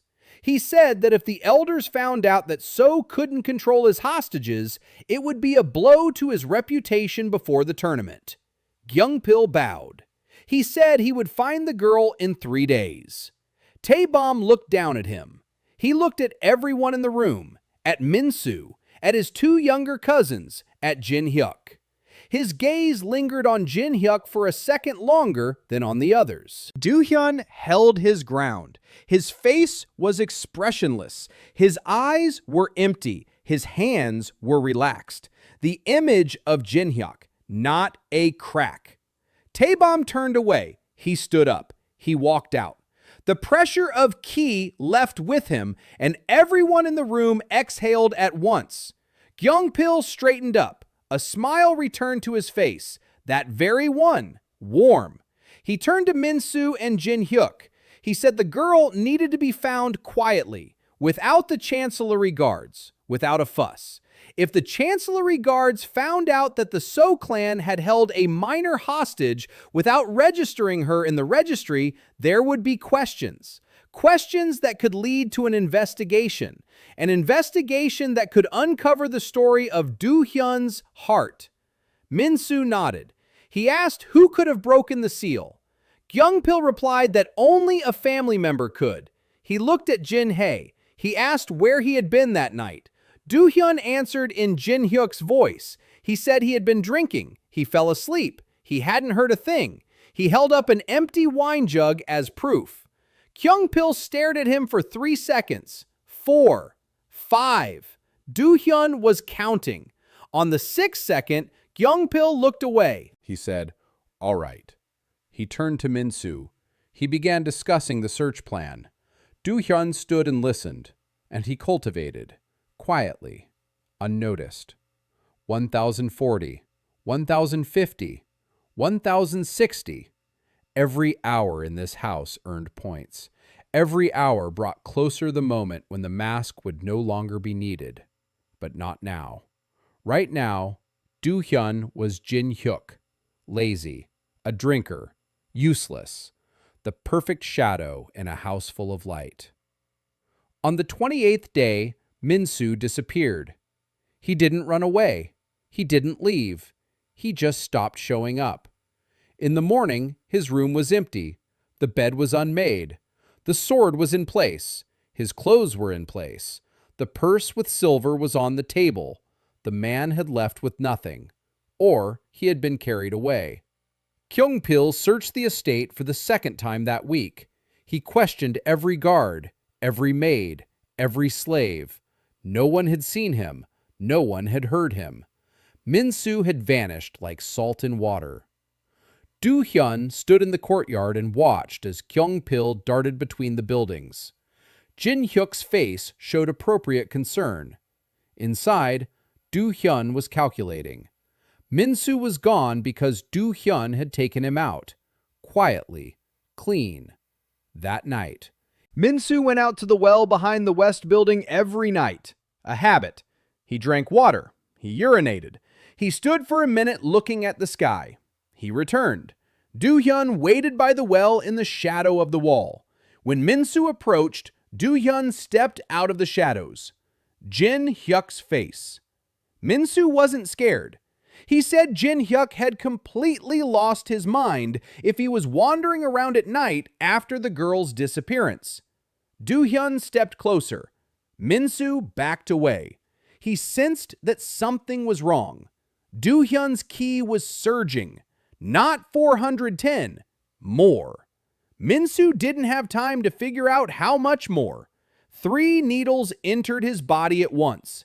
Neck, shoulder, thigh. The suppression of his ki brought Min-soo down to 0. He fell, his mouth open. A scream stuck in his throat because the 3rd needle had hit a nerve. Do-hyun crouched down. He looked into Min-soo's eyes. Jin-hyuk's face, but not Jin-hyuk's gaze. Min-soo saw it. He recognized it. The same gaze as from the dog's eyes in the courtyard. Cold, unmoving, human in the inhuman. Min-soo wheezed. He tried to speak. Do-hyun leaned closer. He said quietly that he remembered how Minsu had wiped the blade on his sleeve. He remembered the words about a mother who would cry and get over it. He remembered the giggling. He remembered everything. Minsu twitched, but his body wouldn't obey. The needles suppressed every drop of ki. He was a rag, a zero, like Do-hyeon in the plum orchard. Do-hyeon didn't jump at Minsu. He didn't waste a transition on him. 1% of humanity was worth more than a trader's body with 300 points. Instead, Do-hyeon hoisted Minsu onto his shoulder, carried him to the back gate of the estate, through the dead zone, over the wall, into the field, across the field, toward the forest. In the forest, into a ravine overgrown with blackberries. He dropped him. Minsu lay at the bottom of the ravine, alive, paralyzed. The needles would dissolve in a day. Ki would return. He would get up. He'll run. He'll tell. Do-hyeon knew. That's exactly why he left him alive. Minsu will tell Kyungpil that Jin-hyuk isn't Jin-hyuk. Kyungpil will panic. He'll start checking everyone around him. Trust within the clan will crack. Paranoia will eat away at what's left. Everything according to plan. Everything was on schedule. Do-hyun returned to the estate. He went to bed. In the morning, he feigned surprise when he learned that Minsu was missing. For 3 days, the estate was abuzz. Kyungpil hadn't slept. Dark circles under his eyes. The smile was still there, but thinner. Forced, like skin on a drum. Taebum summoned Ki Kyungpil for a private conversation behind closed doors. Do-hyun didn't hear what they said, but he saw Kyungpil come out pale and with trembling hands. Taebum is displeased. The loss of a hostage, the loss of a relative. 2 failures in a week. For a clan preparing for the 9 courts tournament, this is a disaster. On the 4th day, Minsu returned. Dirty, battered, blackberry scratches on his face and hands, shaking. He was brought in by guards who found him on the road halfway from the estate. Kyungpil received him in the hall, alone. The doors were closed. Do-hyun sat on the roof of the hall and listened through a crack in the tiles. Minsu spoke quickly, rambling. He said that Jin-hyuk had attacked him at night, that he'd used suppression needles, that his ki was much higher than 410, that he'd looked into his eyes and it wasn't Jin-hyuk. It was the same look. From the dog, from the temple garden, Choi Do-hyeon. Kyungpil was silent for a long time. Then he asked if Minsu was sure. Minsu shouted that he was sure, that he would never forget that look for the rest of his life, that Do-hyun was alive, that he was inside Jin-hyuk, that he was at the estate right now. Kyungpil stood up. He walked to the window. He stood with his back to Minsu. He was silent. Then he said one word. Impossible. Minsu began to protest. Kyungpil turned around. There was no smile on his face. For the first time in all the days that Do-hyun had been watching him, a bare face, cold, calculating, the face of a man who killed his sworn brother for the sake of a stranger's heart, the true face of Kyungpil. He told Minsu that if he was right, then it was a symbiote. He spoke the word quietly, almost in a whisper. Symbiote. A parasite from the time before the purge. A creature that should not exist, for harboring which one would be executed down to the 7th generation. He said that if the Chancellery found out that a symbiote had infiltrated the So clan, the clan would be destroyed. Not Kyungpil, the entire clan, down to the last child. Minsu turned even paler. Kyungpil continued. He said they would settle this themselves. Without the Chancellery, without outsiders, they would summon masters skilled in detecting possession. Quietly, secretly, they would examine Jin-hyuk. If Minsu was right, if there really was a symbiote inside, they would extract it and destroy it, again, for good. Minsu asked how. Kyungpil smiled. The smile returned, warm, broad. He said that Uncle Taebum knows the method, that the heart extraction ritual they used on Do-hyeon is a modified version of the first purification technique.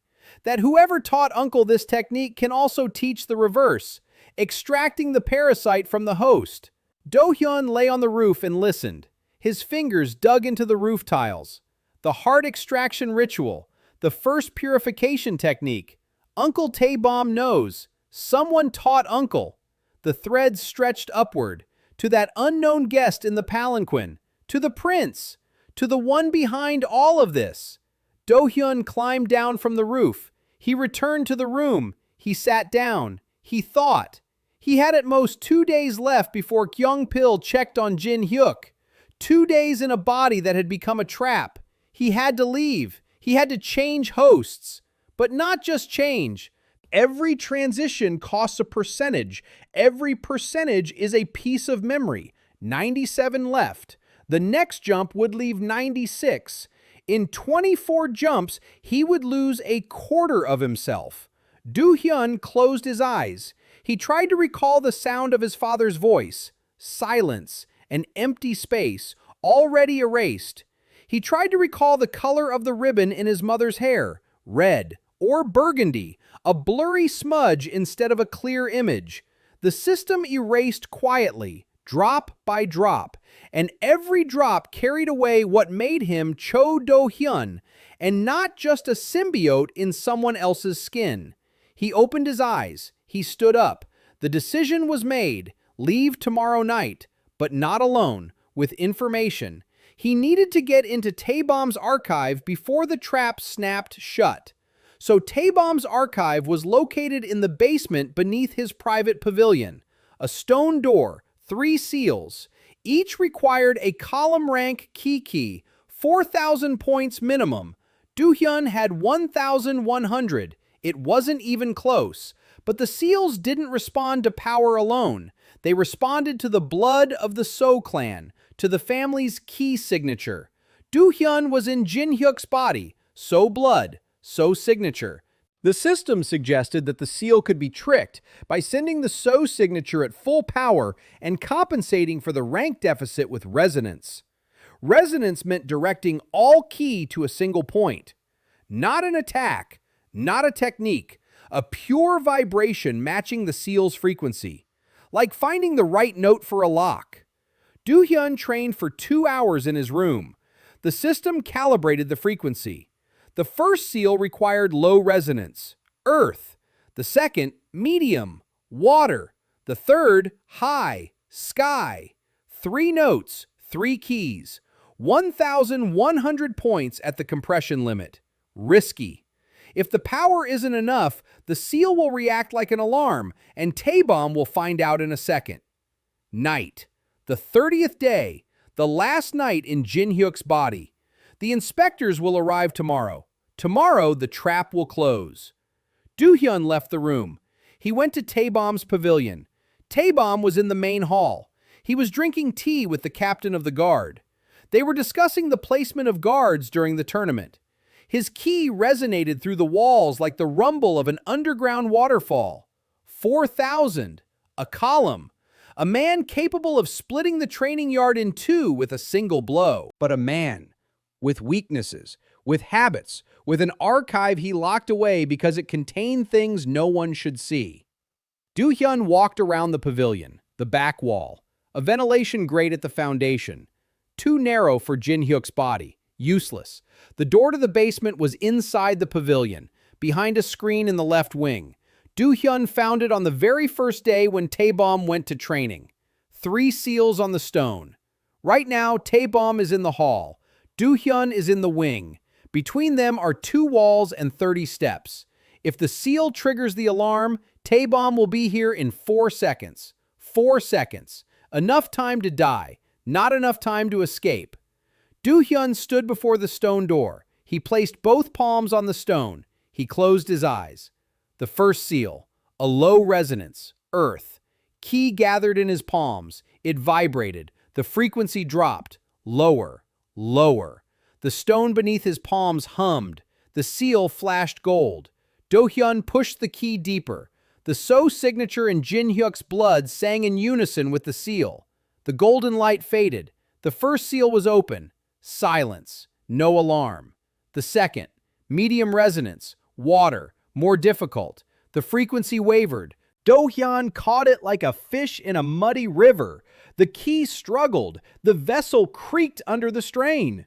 1,100 points compressed to the limit. The system warned that the host was close to overload.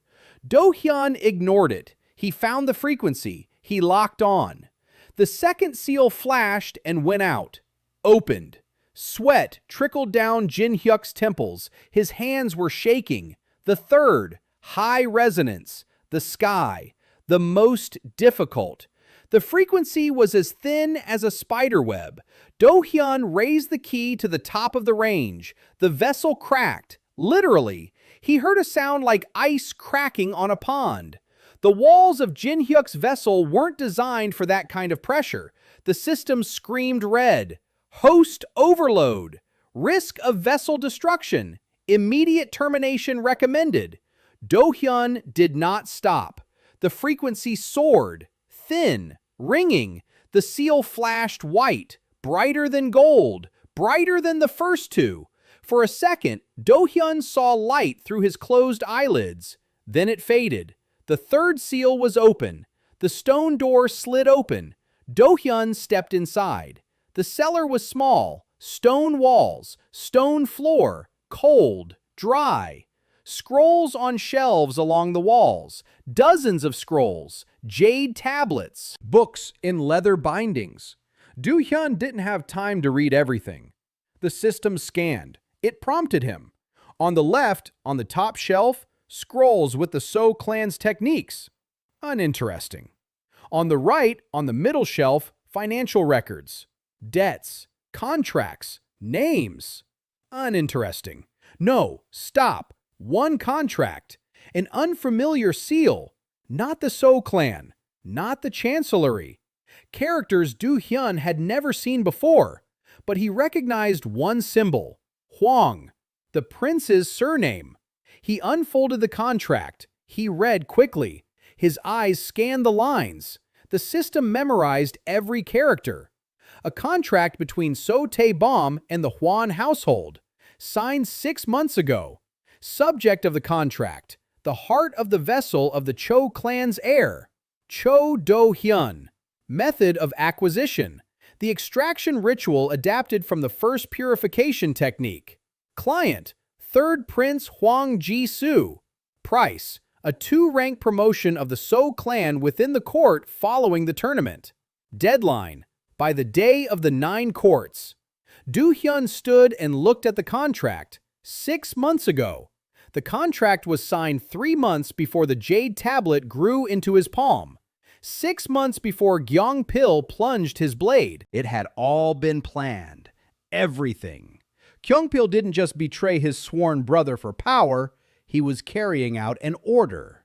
Tae-bom didn't just teach his nephew the ritual, he was fulfilling a contract. And behind it all stood the third prince, Hwang Ji-soo. A name Do-hyeon had heard but never seen face to face. The prince who ordered his heart like a dish at a restaurant, calmly, businesslike, with a delivery date specified. Do-hyeon put the contract back. He didn't take it. Not yet. It needed to stay where it was, so that Tae-bom wouldn't notice it was missing. The system had memorized every word. Do-hyeon would go further. The bottom shelf, a separate drawer, locked with a 4th-grade seal. A simple one. Do-hyeon broke it open in 10 seconds. Inside was a single scroll. An old one. Yellowed. The edges are scorched. The characters are archaic. 1,000 years old. The title, The Purification Protocol. Methods for detecting and destroying gi-saeng. Do-hyeon unfolded it. He read. Quickly. Jin-hyuk's heart was pounding. Detection methods. Key resonance scan. Frequency. Amplitude. Overlay pattern. A symbiote in a host creates characteristic interference that can be detected by the chancellery's device from a distance of 50 paces. Methods of destruction. extraction of the symbiote's consciousness through the Seven Eagles ritual, sealing the consciousness in a jade vessel, destruction of the vessel. The end. Do-hyeon read and memorized every detail, every method, every weakness. Not to be afraid, to know what the enemy would do, and to do the it. At the very bottom of the scroll was a note in different handwriting. Fresh ink. Someone had added it recently. The note stated that the protocol was ineffective against a symbiote that had reached the column rank. At this level, the parasite's consciousness merges with the host's chi structure so deeply that extraction would kill both. One method: the symbiote's voluntary exit, or a trap forcing it to jump into a prepared vessel body. Do-hyeon stood and stared at the note. Column rank, 3,000 points. He had 1,100. Far off, but closer than yesterday, and closer than tomorrow. He closed the scroll, put it in the box, sealed it, left the basement, closed the stone door. The three seals reactivated. Silence. No one noticed. Do-hyeon returned to Jin-hyuk's room. Lay down, didn't sleep. Thought he had to leave in the morning, abandon Jin-hyuk's body, find a new host. Someone outside the estate, someone with high potential, someone who would bring him closer to the rank of column, to the point of no return, beyond which no ritual could reach him. The system flashed. Humanity 97%. Stable. The next jump will take another one. 96. His mother's face. His sister's name. The taste of a pastry. What would be gone next? Do-hyeon didn't know. The system didn't warn him. It just erased it. Quietly, like a thief in an empty house.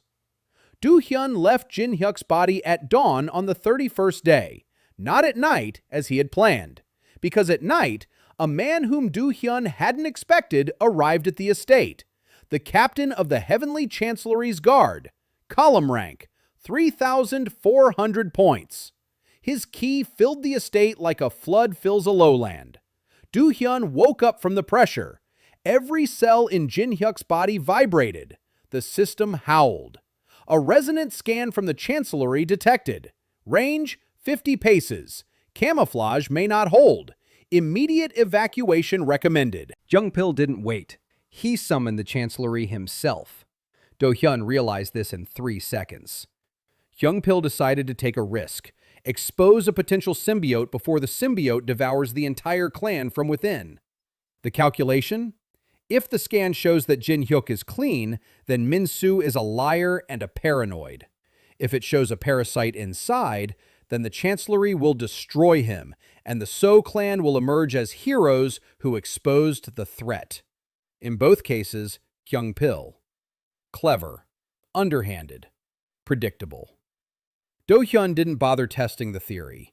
He stood up, got dressed, took the 3 remaining crimson needles from the hiding place under the floor, went out into the corridor.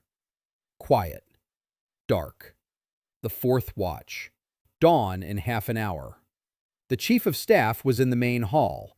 His scan worked like a circular wave. It radiated from the center. A new pulse every 20 seconds. Do-hyeon felt the pulses like bell tolls in his skull. Mugok's camouflage held. For now. The first pulse passed through Jin-hyuk's body without triggering anything. The second one, too.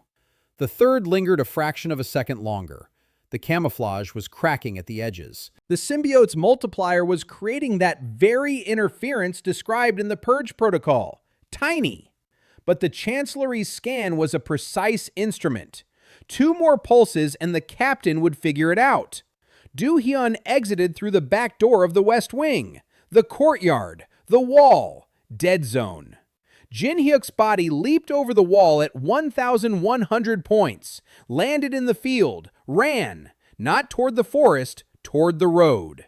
A rice merchant's cart stood on the road.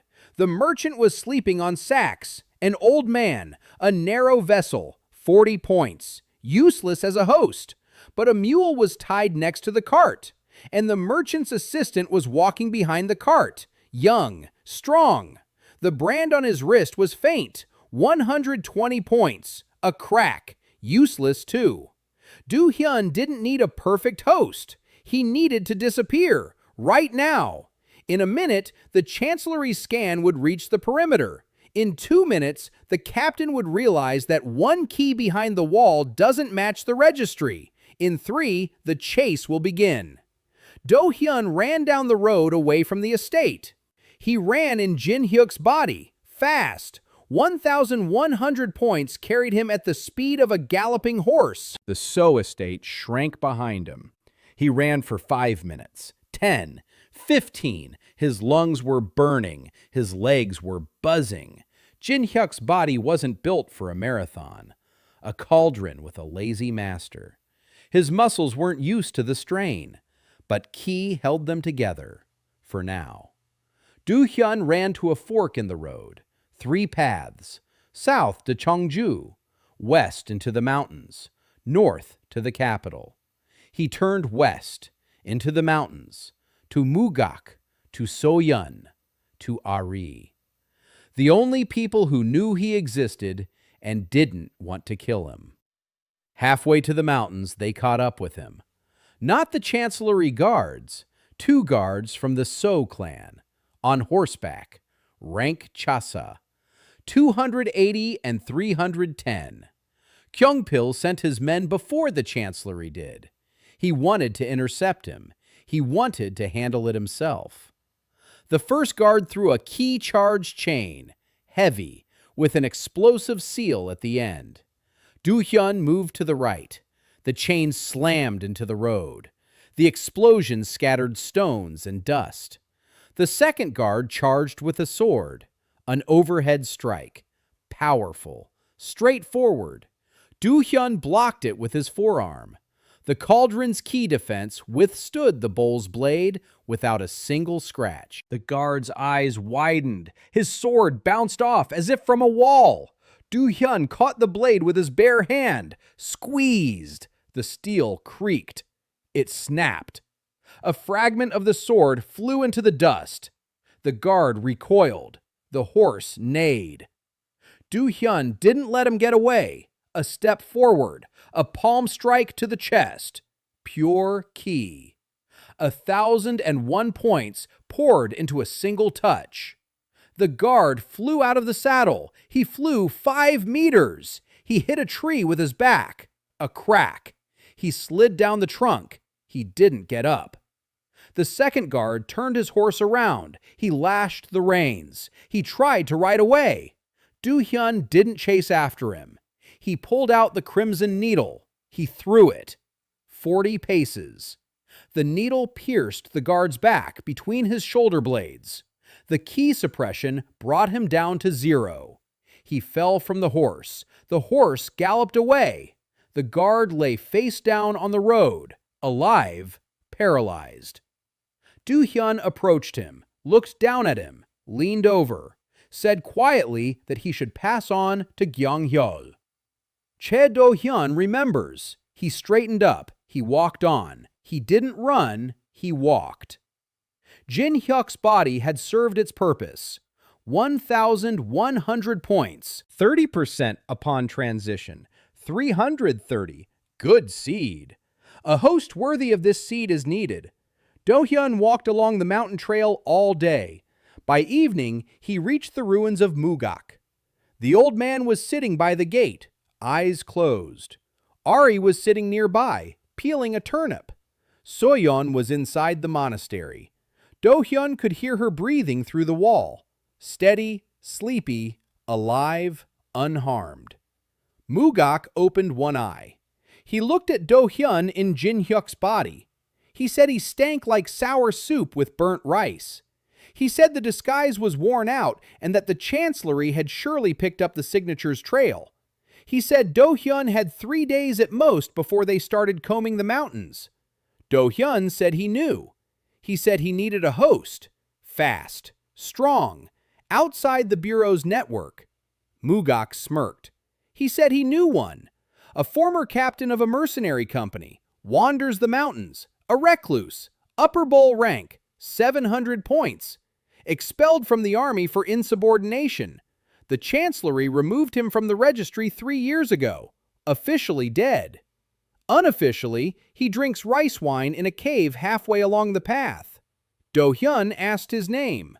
Mugak said he had no name. Everyone called him Mr. Nobody. Do-hyeon looked at the old man. The old man was looking at the sky. Not a single muscle in his face twitched. But Do-hyeon realized this was no accident.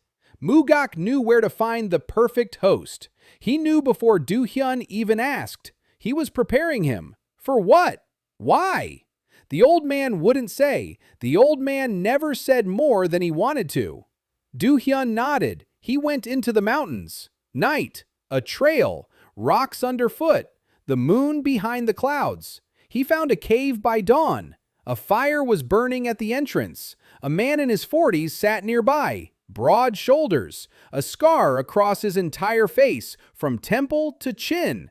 The empty eyes of a man with nothing to lose. A jug of wine, half empty. The brand on his wrist was faded, but ki radiated from his body thickly and bitterly. Over 700, maybe closer to 800. The man looked at Do-hyeon, at Jin-hyuk's body, asked what he wanted. Do-hyeon sat down across from him, looked into the empty eyes, and jumped. Without warning, without preparation, without words. Consciousness left Jin-hyuk, entered the mercenary. Jin-hyuk's body collapsed toward the fire, face in the ashes. The mercenary twitched. His eyes rolled back. His body arched, then relaxed. His eyes opened. Not his eyes. The system displayed the data. Host accepted. Base capacity 730. Seed 330. Total 1060. Rank Cauldron. Multiplier active. Skill echoes copied. Techniques of the Cho clan. Needles of the Crimson sect. Mercenaries combat stance. 3 schools in 1 body. Counter. Humanity -1. 96%. Something is missing. Do-hyeon checked. Mother. Remembers the face. Remembers the voice. Remembers the ribbon. Red. No. What color is the ribbon? Doesn't remember. Okay, that's already happened. What else? Sister. Remembers. Father. Remembers the face, the voice. Doesn't remember the voice. Not anymore. A pastry. Remembers the taste. What was lost then? He searched for a long time. A minute. 2. Found it. A name. The name of the girl by the pond. The one he laughed with when he was 12. She threw pebbles and one hit him in the forehead, and she laughed so ringingly that the fish jumped out. He remembered the pond, remembered the pebble, remembered the laughter. But the name, a void, just a girl, nameless, forever. Do-hyeon stood up in the mercenary's body, a heavy body, powerful, arms like logs, legs like pillars, a body made for war. He looked at Jin-hyuk's corpse by the fire, the 4th host, the 4th face, the 4th life.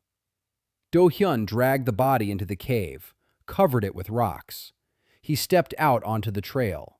He walked back to the ruins, and for the first time, a voice sounded in his head. Not the system's, not his own, a stranger's. Low, hoarse, lazy. The voice said it was a bit cramped in here. Do-hyeon stopped. The system issued a warning. Residual echo consciousness of the previous host detected. The mercenary has not been completely erased. A fragment of his consciousness remained in the system. The voice said it was calling him. It paused. It said it had forgotten his name. Then it laughed. It said, "Then let it be Mr. Nobody." Do-hyeon walked along the mountain trail with a stranger's voice in his head. 1,060 points. 96% humanity. The dead mercenary jokes in his mind. His sister waits in the ruins. The chancellery is combing the mountains. Kyung-pil knows he is a symbiote. Tae-bom is preparing the ritual. The prince waits behind the scenes. And 4 months until the 9 courts tournament. A voice said the odds were so-so. Do-hyeon didn't answer. He walked and cultivated. 1,060, 1,070, 1,080. The counter ticked. Time passed. The mountains were silent. 40 days. 1,580 points. The mercenary's body drank ki like parched earth drinks rain. A wide vessel, hardened by years of battle. Thick walls, distant boundaries. The multiplier drove ki in at such a speed that Do-hyeon felt the vessel humming day and night. The cauldron, the middle cauldron, and no ceiling in sight. Mugak said that in a month, the mercenary's body would withstand the breakthrough to the upper cauldron. If he was lucky, to the column's boundary. If he was very lucky, to 1,500. Do-hyeon didn't believe in luck. He believed in the multiplier and 20 hours of cultivation a day. 4 hours for sleep. The mercenary's body demanded less than the previous ones. Hardening. Accustomed to deprivation. A good host. The voice of nobody agreed. It said the body wasn't bad, and it was a shame its owner was drinking it away. Do-hyeon didn't answer the voice, but he was getting used to it. Nobody rarely joked, and when he did, it was to the point. Sometimes he gave hints in battle. He saw angles Do-hyeon didn't notice. He knew the habits of mercenaries and bandits. A useful dead man. On the 41st day, Do-hyeon came down from the mountains. He left So-yeon with Ari and Mugak. His sister didn't want to let him go. She stood at the gate of the ruins and watched. She didn't cry. She kept her composure. But her hands clenched the hem of her clothes so tightly that the fabric turned white. Do-hyeon approached. He took the sticks from the table. He placed them in front of her. The right one higher, the left one lower. So-yeon nodded. He left. The target. Kyung-pil's cousin, So Jin-mok, 25 years old, junior master of the So clan. Rank, Cauldron, 1,400 points. He was in charge of the clan's training camps in the foothills. He lived in a fortified camp 2 days' journey from the estate. 20 guards, a small arsenal, training grounds. Do-hyeon knew about him from conversations overheard at the estate. He knew that Jin-mok despised Kyung-pil. He believed that Choi's heart had gone to the wrong man. He believed he deserved it more. Petty jealousy. A petty man. The perfect target. Do-hyeon arrived at the camp at dawn on the 43rd day. The body of a mercenary. A scarred face. The brand was hidden by a disguise. It read as 600. A bowl. A harmless vagrant. He asked to be taken on, said he was a former mercenary, demonstrated his combat skills on the training grounds, took down 3 guards in a sparring match with wooden swords in a minute. The guards were of the bowl rank, 250, 300, 290. To 1,500, they were like children with sticks. But Do-hyeon played it safe. He won beautifully, not too fast, not too easily. He showed exactly as much as was needed to impress. So Jin-mok watched from the camp's wooden balcony. Intrigued, he summoned him. Do-hyeon stood before him and played the part. A rough mercenary. Few words, a direct gaze, no bows. Jin-mok appreciated it. He hired him. Do-hyeon became a guard at the So clan's training camp. From the inside, the camp was simpler than a manor. Fewer walls, fewer seals, fewer eyes. Jin-mok trusted strength, not cunning. He kept the guards in line through fear, not loyalty. He beat those who made mistakes. He humiliated the weak. He flaunted his rank at every opportunity. 1,400. The cauldron. the highest rank in the camp. He wore it like a crown and didn't notice that the crown was pressing down on him. For 7 days, Do-hyeon watched. He studied the routine. He studied Jin-mok's habits. He found a window. Every third evening, Jin-mok trained alone in a closed hall. The So clan's sword technique. Beautiful. Useless against someone who knows its weaknesses. Do-hyeon knew. He had sparred with Young Pil. He had seen the school's structure from the inside. The same school. The same blind spots. The 8th evening. The closed hall. Jin-mok was training. The sword sliced through the air. Sweat glistened on his forehead. Do-hyeon entered. He closed the door. Jin-mok turned around. He frowned. He asked what was needed. Do-hyeon removed his disguise. 1,580 points unleashed their full power. Ki filled the hall. The pressure weighed on Jin-mok like a slab. His eyes widened. 1,500. Higher than him. The mercenary he had hired a week ago. Higher than him. Jin-mok raised his sword. He struck. Quickly. The So technique. Left opening. Low cut. Do-hyeon moved, not to the right as the So school taught, to the left as the Choi school taught. Counterattack. Palm to the solar plexus. Jin-mok doubled over. Second strike. Elbow to the temple. Jin-mok fell to one knee. The sword fell. Do-hyeon picked up the sword. He looked at the blade. Good steel. He pressed the tip against Jin-mok's throat. Jin-mok looked up. Fear. Real animal fear in his eyes. Ki was suppressed by the blow to the solar plexus. His body wouldn't obey him.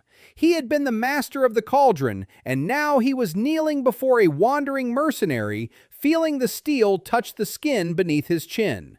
Do-hyeon leaped. Consciousness entered Jin-mok. The mercenary's body collapsed. The sword clanged against the stone. Jin-mok flinched. Froze. His eyes rolled back, then opened. Not his. The system. Host accepted. Base capacity 1,400. Seed 474. Total 1,874. Rank Cauldron. Upper Cauldron. Multiplier active. Humanity -1. 95%. Do-hyeon stood in Jin-mok's body. He closed his eyes. He checked. Mother. Face. He remembers. The voice. He remembers. The ribbon. He doesn't remember the color. Not anymore. Sister. He remembers everything. Father. He remembers the face, not the voice. Not anymore. The pie. He remembers. The girl by the pond. He doesn't remember the name. Not anymore. What's gone? He searched. He found it. The scent. The scent of the temple garden on the day of death. Plums and blood. He remembered there was a scent.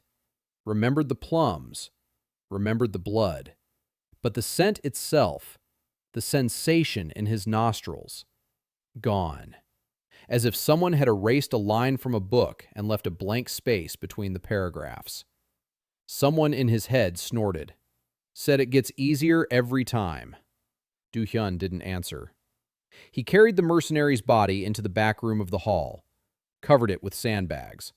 He went out. Jin-mok's face. The camp commander.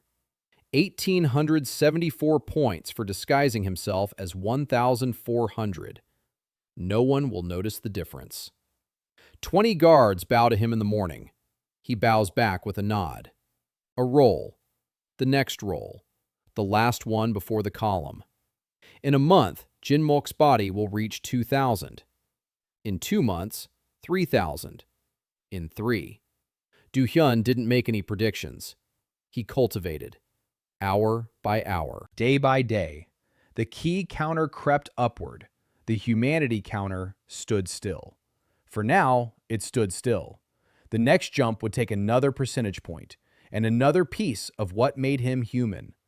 But the next jump was far off. And 3 months until the 9 courts tournament.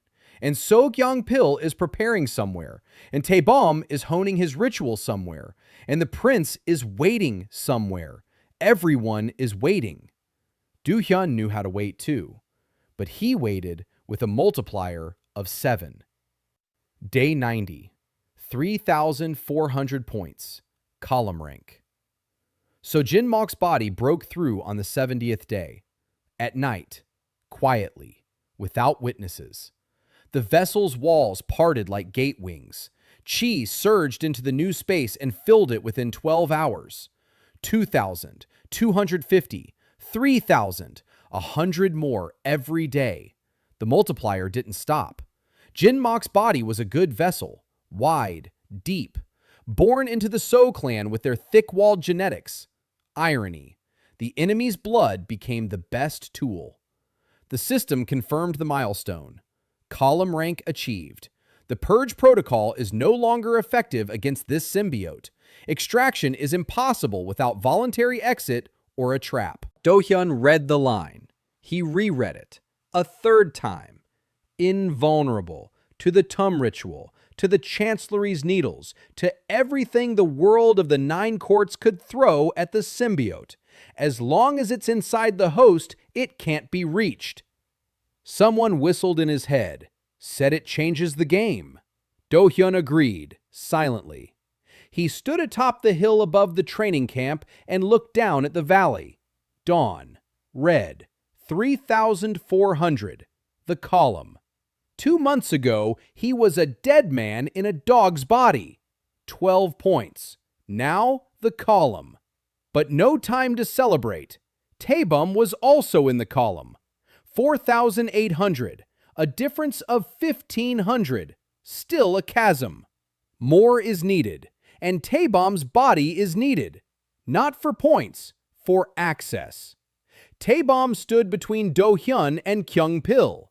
Taebom knew about the prince. Taebom possessed the technique of purification. Taebom was the key to everything. Do-hyun came down from the hill. He returned to the camp. He gathered the guards. He announced that the camp would be closed for a month. He sent everyone home. The guards were surprised but didn't argue. It was the master's order. Jin-mok had the right. The camp emptied out in a day. Do-hyun was left alone. He sat down in the empty training hall. He closed his eyes. 15 days until the 9 courts tournament. He needed a plan. No one offered any advice. They said that Taebom was strong but predictable. 30 years in the So clan, 30 years of the same routines, the same habits, an old warhorse who knows only one path. Do-hyun listened. He thought. He planned. Then he stood up. He left the camp. He headed for the mountains, to Mugak, a 3-hour walk. The old man was sitting by the gate, as always, as if he hadn't moved in 2 months. Ari was nearby. So-hyun was inside. Do-hyun entered. So-hyun saw Jin-mok's face. She didn't recognize him. She looked at her hands. Do-hyun took the sticks, the right one higher, the left one lower. So-hyun exhaled. She nodded. Do-hyun sat down beside her. He said that it would all be over soon. So-hyun asked what soon meant. Do-hyun said in 15 days, at the tournament. So-hyun looked at him. She asked quietly how much more he would lose. Do-hyun didn't answer, not because he didn't want to, because he didn't know. The system didn't warn him, it just erased, by the percentage per jump. 95 left. 2 jumps are needed for the final, maybe 3. To Taebom, from Taebom to Gyeongpyeong, 1 minus for each. 93, 92, 3 more chunks of memory. Which ones? He'll only find out afterward. Mugak stood in the doorway, listening. Then he said it was time. He said he knew where Taebom would be 3 days before the tournament. The So clan ancestral shrine on the Eastern Pass. Once a year, Taebom goes up there alone. without guards, without weapons, to pray to his ancestors. Tradition, superstition, weakness. Do-hyeon asked how Mugak knew. Mugak looked at him with empty eyes bearing a clear mark. He said he had hunted symbiotes for 30 years, and for 30 years he had watched those who created them. He didn't explain. He didn't elaborate. He went back to his quarters. Do-hyun sat with So-yeon until evening. They didn't speak. They just sat side by side. She rested her head on his shoulder, on Jin-mok's shoulder, a stranger's body, a stranger's skin, but underneath it, the same brother, the same person, still the same for now, 95% the same. At sunset, Do-hyun stood up. He placed his chopsticks on the table. He left. Ari was waiting at the gate. She said she'd scouted the path to the eastern pass.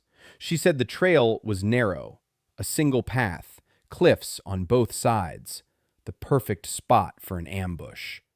Do-hyun nodded. He said there would be no ambush. He would go straight, head on. 3,400 against 4,800, a difference of 1,500. Suicide by any measure. Ari asked if he had lost his mind. Do-hyun said no. He said he had 3 schools of combat in one body, an echo of skills.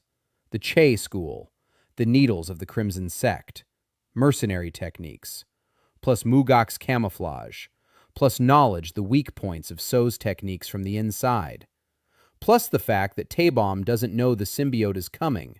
He thinks it's Jin-mok, his nephew, his family. A second of confusion. Enough. Ari looked at him. She said that if he died, So-yeon would be left alone. Do-hyun was silent. Then he said he wouldn't die, because the dead don't die twice. Someone in his head laughed, said it was a good line. He should remember it. 3 days until the tournament. Eastern Pass. The So clan ancestral temple. Small, stone, on a cliff above a chasm. A single path. Do-hyun climbed up at dawn. Taebom was already there, kneeling before the altar, back straight, ki calm. 4,800. The pressure of his presence bent the air. The stones beneath his knees cracked, not from his weight, from the density of his ki. Do-hyun entered the temple, footsteps on stone.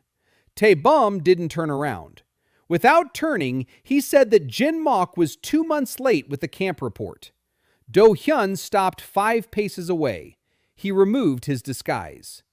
3,400 key points unleashed their full power. The pressure slammed into the temple walls. The stone creaked. The altar swayed. Taebom turned his head. Slowly. His eyes narrowed. 3,400. Jin-moks, who 3 months ago had been 1,400. Impossible. Taebom stood up. He spun around. Full combat stance in a single motion. 30 years of combat experience in every muscle. Ki burst outward. 4,800 against 3,400. The temple groaned. Tiles rained down from the roof. Taebom struck first. Open palm. The So technique. Mountain palm. A strike capable of splitting rock. Do-hyun moved out of the way. The Che school. Low pass. A counter-strike to the knee. Taebom blocked it. Their ki collided. The shockwave reduced the altar to rubble. Do-hyun was sent flying 3 steps back. Taebom won. A difference of 1,500. You could feel it, like a wall. Taebom attacked again. A series of 7 strikes. The So technique. 7 pillars. Each strike heavier than the last. Do-hyun blocked the first 4. The 5th pierced his defense. The 6th broke 2 ribs. Do-hyun heard a crack, felt the pain. White, blinding. The 7th strike was aimed for the head. Do-hyun dove. Needles. 3 crimson needles pierced Taehyum. Neck, shoulder, thigh. The suppression worked. 4,800 collapsed, but not to 0, to 3,000. The needles were designed for the chalice. Tie bomb was the pillar. The suppression only affected the outer layer. But a second of confusion, a second in which Tie bomb looked at the needle in his shoulder and recognized the crimson color. The Crimson Needle Sect. Jinmok didn't know their technique. No one in the So clan did. Tie bomb understood. His eyes widened. His mouth fell open. One word. Symbiote. Do-hyeon leaped, not at Tie bomb, into his mind. Through the wall of ki. Through the column's shield. Through 30 years of combat experience. The system was operating at its limit. 3,400 against a weakened 3,000. Almost equal. Do-hyun burst into Tae-bom's body like a battering ram through a gate. Jin-mok's body collapsed. Tae-bomb screamed, not from pain, from horror. A foreign consciousness inside his head, a foreign will inside his body. He resisted, furiously, desperately. 30 years of willpower against 2 months of parasitic experience. For 3 seconds, Do-hyun thought he would lose, that Tae-bomb would push him out, that he would end up without a body, without a host, truly dead. Then the multiplier clicked. The symbiote's ki flowed into Tae-bomb's vessel and began to grow, instantly, 7-fold. The vessel's walls trembled. Tae-bomb's ki and Do-hyun's ki mingled. Tae-bomb's will wavered. For a second. Enough. Do-hyun suppressed it, shoved it into a corner of his consciousness, sealed it away. So Tae-bomb's body straightened. His eyes opened. Not his eyes. The system displayed the data. Host accepted. Critical resistance suppressed. Base capacity 4,800. Seed 1,020. Total 5,820. Column rank upper column. Multiplier active. Humanity -1. 93%. What was missing? Do-hyun checked. Found it. His mother's face. He remembers, but it's blurry. He used to see every wrinkle around her eyes. Now just the general outline. Blurred features. Like a portrait painted by rain. He still remembers, but the edges are fading. Do-hyun stood in the temple in Tae-bomb's body. 5,820. The rubble of the altar beneath his feet. Jin-mok's corpse by the wall. 2 broken ribs healed in a minute. The column's body was regenerating quickly. Do-hyun raised his hand. He looked at the brand. The number was burning. 5,820. He covered it up with a disguise. 4,800, just as it was. No one would notice the difference. He would return with Tae-bomb from prayer at the Temple of Ancestors, just like every year. Straightforward, stern. 4,800. The column. Uncle Gyeongpil, a member of the family. And in his eyes would be the same coldness as always. Only now, that coldness belonged to Choi Do-hyeon. The 9 Courts tournament began with a procession. 9 clans, 9 banners, 1,000 spectators in the stone stands surrounding the arena. The arena was round, white stone. Seals along the perimeter holding the key inside so that a stray blow wouldn't kill a spectator. In the center, a pillar bearing the tournament's emblem.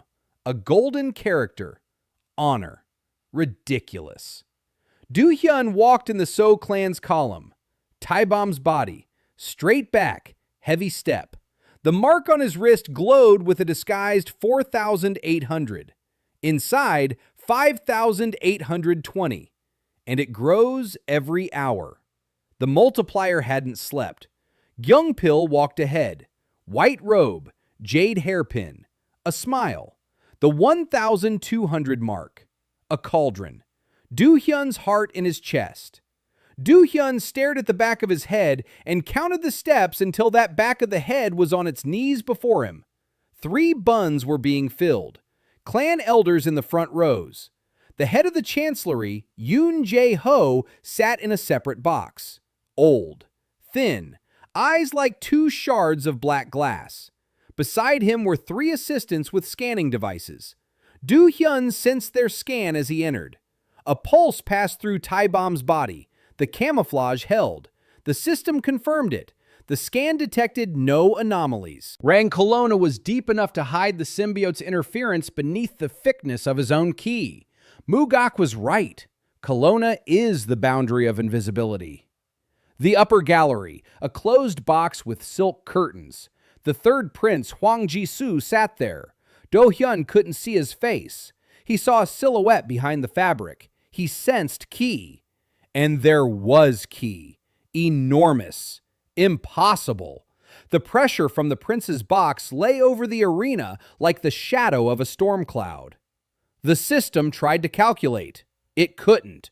Too far away, too tightly sealed off. But the order of the numbers was clear. 5 digits, 10,000 and above.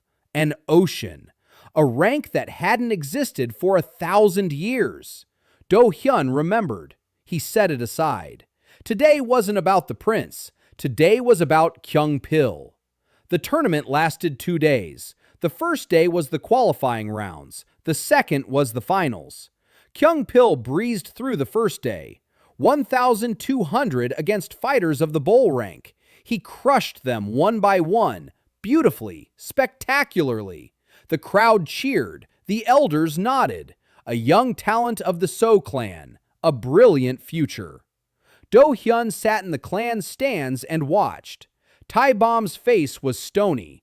Inside, a silent tally. Every one of Kyung-pil's strikes passed through his analysis. The So school, reinforced by the Che heart. But the foundation is the same. The weak spots are the same. His left shoulder opens up after the third strike in a series. His right leg lags behind when turning. His center of gravity shifts forward on the attack. Do-hyun counted, memorized, compiled. On the second day, Kyung-pil advanced to the finals against the Hwang clan champion. Boiler rank, 1,600, a formidable opponent. The stands roared. The stakes rose. Kyung-pil stood in the arena. He raised his sword. He bowed to his opponent. He turned toward the stands. His eyes found Do-hyun's mother. She sat in the front row of captives, pale, thin, wearing a nun's habit. Her hands bound with a silk ribbon, a symbolic restraint. Kyung-pil had promised publicly, if he won, he would pardon the widow Che. Generosity, magnanimity. The stands murmured their approval. Do-hyun looked at his mother, at her face. He saw it blurrily, blurred features, as if through a fogged-up window. 93%. The face is fading. But he remembered the eyes. He still remembered them. Dark, warm. The eyes that looked at him when he was a man in his own body. The fight began. Kyung-pil attacked first. So's technique, reinforced by Che's heart ki. The Hwan clan champion blocked. He counterattacked. The fight was fast and brutal. Sparks of ki flew from the blades. The arena's stone cracked beneath their feet. The stands roared. Kyung-pil pressed forward. The 1,200 pressed forward. The champion retreated. The 1,600 had better technique. More ki, but weaker control. Kyung-pil was winning. Slowly, surely, beautifully. Do-hyun stood up. Tae-bom's face, stone cold. He descended from the stands. He walked toward the arena. No one stopped him. Tae-bom had the right to enter the arena as the senior master of the So clan. A second, an observer, whatever. Do-hyun stepped onto the white stone. He stood at the edge. Kyung-pil didn't see him. With his back to him, he cut down the champion Hwan with a series of 7 strikes, the 7 pillars. Tae-bom's technique, which his uncle had passed down to him, the final blow. The champion fell. His sword knocked from his hand. The arena roared. Kyung-pil raised his blade to the sky. The victor! He turned toward the stands. A smile, broad, triumphant. And he saw Taebom standing 5 paces away. The smile didn't fade. Kyungpil approached, bowed to his uncle. He said he was dedicating the victory to the clan. Do-hyeon looked down at him. Taebom's body was a head taller, broader in the shoulders, heavier. The pressure of Ki Kolon fell on Kyungpil, and he didn't notice it. He was used to it. His uncle had always been a presence. He had always been a mountain next to a hill. Do-hyeon reached out his hand. He placed it on Kyungpil's shoulder. It felt heavy. Kyungpil looked at the hand, then at his uncle's face, and he saw something. Something in his eyes. Something Taebom's eyes had never shown. The smile on Kyungpil's face wavered by a millimeter for a split second. Do-hyeon withdrew his hand. He turned toward the stands. In Taebom's voice, he said that the So clan was proud of its heir. The stands erupted in applause. The moment passed. Kyungpil stood with a sword in his hand, staring at his uncle's back. Something pricked him. Something was wrong. He didn't understand what. He didn't have time to think. The crowd surged forward to congratulate him, but Do-hyeon saw it. He saw how Kyungpil's hand holding the sword wavered. He saw how his ki lost its rhythm for a second. He saw fear. Small. Unconscious. A seed. Good. Let it grow. The next fight is the day after tomorrow, the final of all finals. Kyungpil against the winner of the second bracket. The arena will be packed. The emperor in the stands, the prince behind the curtain, his mother in the front row. The entire world of the 9 courts will be watching. And Do-hyeon will show them something they haven't seen in 1,000 years. He returned to the So clan's stands, sat down, closed his eyes.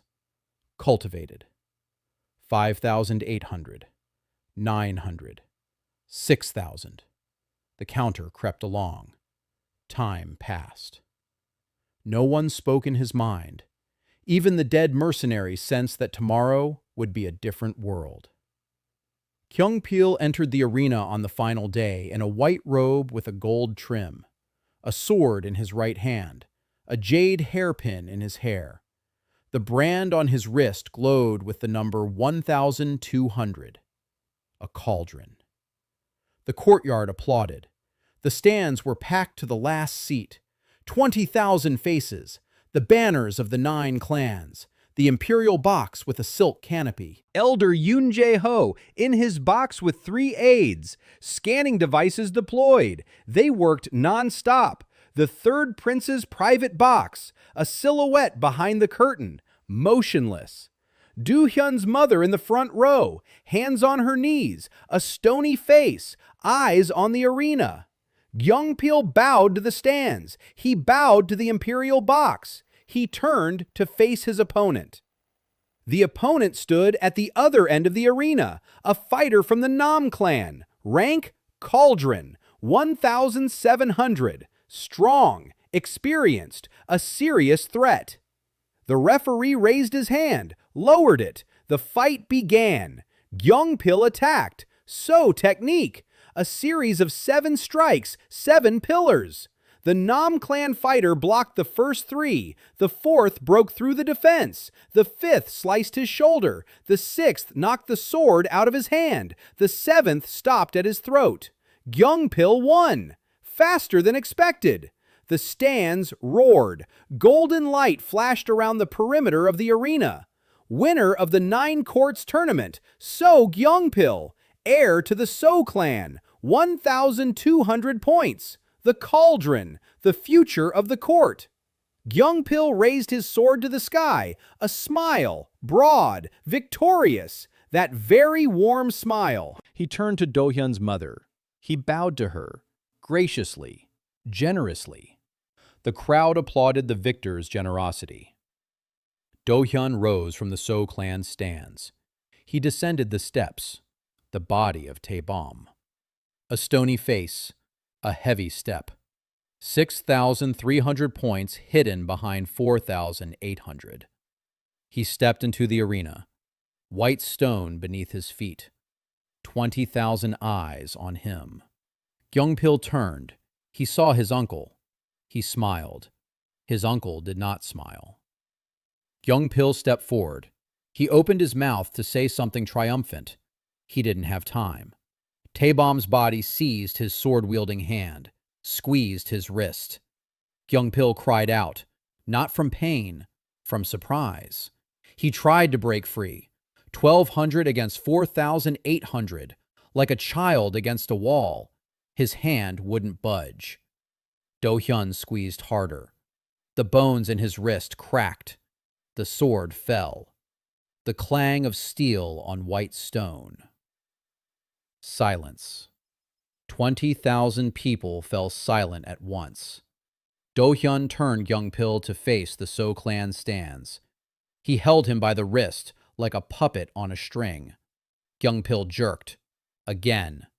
The ki in his body exploded into a protective barrier. 1,200 points of desperation. The barrier burst upon contact with Do-hyeon's ki. Like a soap bubble against a wall, Kyung-pil froze. He looked at his uncle, at his face, at his eyes. The eyes were unfamiliar. He knew those eyes. He had seen them. In the eyes of the dog in the training yard. In Jin Hyuk's eyes, which he had checked too late. In his uncle's eyes, which 3 days ago had shown for a second something that had never been there. Kyung-pil understood. He turned pale. He opened his mouth. No words came out. Do-hyeon spoke, Taebom's voice, but not Taebom's intonation. A stranger's, cold, calm as jade in a winter well. He said that Uncle Taebom had been dead for a month. He said he was wearing his skin under his own. He said he had eaten minsu last Wednesday. The stands shuddered. They didn't understand. A whisper rippled through the rows. Taebom has gone mad. Taebom is joking. Taebom is drunk. Do-hyeon turned Kyung-pil toward his mother. His mother watched, her eyes wide open, her hands clenched on her knees. Do-hyeon lifted Taebom's left hand, removed the disguise. The brand on his wrist flashed. The number jumped. 4,800. 5,000. 6,000. 6,300. She froze. No, keep going. 6,500. 7,000. The multiplier didn't sleep. It didn't stop for a second. Cultivation was happening even now, even standing in the arena in front of the courtyard. 7,500. 8,000. The brand burned so brightly that Kyung-pil squinted.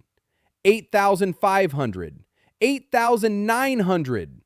Tower rank. 3 days ago, Taebom had 4,800. Now almost 9,000? Impossible. Forbidden by the laws of the vessel. Forbidden by the nature of the world. No one in history has jumped 4,000 in 3 days. Except for certain beings. The silence in the stands became palpable. It pressed down on his ears. Do-hyeon turned toward the courtyard. He said his name. Choi Do-hyeon. Taebom's voice uttered the dead boy's name. He said that the So clan would end today. Kyung-pil was on his knees. His wrist was broken. Ki was subdued. Her face was wet. Tears or sweat. Do-hyeon couldn't tell. He didn't want to tell. He released Kyung-pil's wrist. He didn't fall. He remained on his knees, motionless. Do-hyeon took a step back and stepped out of Taebom's body, before the eyes of 20,000 people. Taebom's body swayed. His eyes went dark.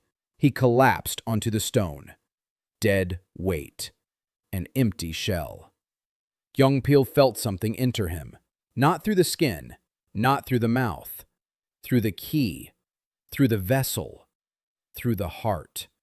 Through the jade knot in his chest that he had stolen from the temple garden. Do-hyeon entered Gyeongpil as a master enters his own home, because the heart of the vessel inside was his. 2 years of his cultivation, his key, his home. Gyeongpil screamed, inside. Outside, his body straightened. He rose from his knees, his hands dropped, his eyes opened. Not his eyes. The system displayed the data. Host accepted, resistance minimal. Host jade node identified as symbiote property. Synchronization 100%. Capacity 1,200. Seed 1,890. Vessel heart resonance, multiplier bonus. Total 8,900. Rank, Tower. Humanity -1, 93. No, -2. 2 transitions per minute, 91. What was lost? Later. He'll check later. Now is not the time. Do-hyeon stood in Gyeongpil's body, in the arena. In front of the courtyard, he raised his head. He looked at his mother. Her eyes, dark, warm. He remembered. He still remembered. She looked at Gyeongpil's face and saw something in it. Her lips twitched. She understood. Like So-yeon with the chopsticks. His mother didn't see the chopsticks, but she saw the eyes. Her son's eyes in a stranger's face. Gyeongpil whimpered inside, pressing against the walls of his consciousness, trying to break free. Useless. Do-hyeon suppressed him with a single act of will, like a palm crushing a fly against glass. Then he did the final thing. He let go. He stepped out of Gyeongpil, openly, publicly, for the second time in a minute. The 1,000-year-old dogma of the seal of flesh shattered before the court's eyes. Souls are not bound to the body. Here is the proof. Living on the white stone of the arena. Gyeongpil collapsed, to his knees, to his hands. Empty. The brand on his wrist flickered. 1,000, 200, 300, 100, 0. Do-hyeon took it all. Every stolen point, every drop of ki. Gyeongpil stood on all fours with a 0 on his wrist. Just like Do-hyeon in the plum garden. Mirror image. Exactly. Down to the last digit. Gyeongpil raised his head. He saw Do-hyeon's mother. He crawled toward her, on his knees, across the white stone. 20,000 people watched as the heir to the So clan crawled across the arena with a 0 brand and a wet face. He made it. He pressed his forehead against her knees. He cried. He mumbled something. He asked for forgiveness or mercy. Do-hyeon's mother raised her hand. In her hand was a fan, a simple one made of paper, a monastic fan. She struck Gyeongpil across the face, once, the dry snap of paper against wet skin. Silence. The courtyard was silent. 20,000 people and not a single sound. Do-hyeon stood in Taebom's body. No, he had stepped out of Taebom. Taebom on the stone, Gyeongpil on his knees. Do-hyeon without a body, between bodies. The system held him. A second, 2. Then he entered Taebom again, lifted him, stood up. His head was spinning. 2 transitions in a minute had pushed the system to its limit, but he stood. 8,900. The Tower. A rank that could not exist in this body. On Taebom's wrist, the brand burned blindingly. Do-hyeon walked toward the arena exit, calmly, without looking back. A man stood in his way. Elder Yoon Jae-ho, pale, lips gray, hands trembling. He looked at Do-hyeon with the eyes of a man who had seen the end of the world. He said one thing. He said that Do-hyeon didn't understand what he had awakened. Do-hyeon looked at the elder, looked right through him, didn't answer, walked around him, kept going. A sound rang out behind him. A pop. Another one. More. 3 pops. Slow. Rhythmic. Do-hyeon stopped, turned around. On the upper balcony, the curtain parted. The third prince, Hwang Ji-soo, stood up. Tall. Thin. His face was beautiful and empty, like a theater mask. His hood was thrown back. His hair was black, reaching his waist. His eyes were 2 light stones with no bottom. He was clapping. 3 claps. And his left wrist was exposed. A brand. A number. Do-hyeon read it. The system read it. The stands read it. 20,000 pairs of eyes saw a number this world hadn't seen in 1,000 years. 31,000. An ocean. Yoon Jae-ho turned toward the podium. He saw the number. He turned pale as glass. He grabbed his assistant by the sleeve. He hissed for them to burn the symbiote archive immediately. If the prince found out that one had survived, but the prince already knew. The prince had always known. Princess Hwang Yeon-hee sat in the adjacent stands. The third prince's half-sister. A slender face, cold eyes. She saw everything. She saw how Do-hyeon, with a single exit from his body, shattered 1,000-year-old dogma. For the first time in a year, she smiled. Just her lips. No warmth, no joy. Calculation. She whispered that she would find him first, whoever he was. The head of the Choi clan sat 3 rows away. Do-hyeon's uncle, the very one who had sold his nephew. He was looking at the arena, at a fight he wasn't there for, at Kyungpil on his knees, and his hands froze on the wine cup, because he recognized it. Not the face, not the voice, the technique. When Do-hyeon seized Kyungpil's wrist, he used the hold his uncle had taught him as a child. A twist of the wrist, a squeeze, a downward thrust. The Choi clan's signature move. The cup fell. Wine spilled onto the stone, red on white, like blood on plum blossoms. No one noticed, except for one person behind him. The prince spoke. His voice was soft, clear. Every word fell into the silence of the courtyard like a stone into a well. He said that finally. He said he had been waiting. He said that Do-hyeon had grown up. He told him to come to him. He said he was hungry. He smiled.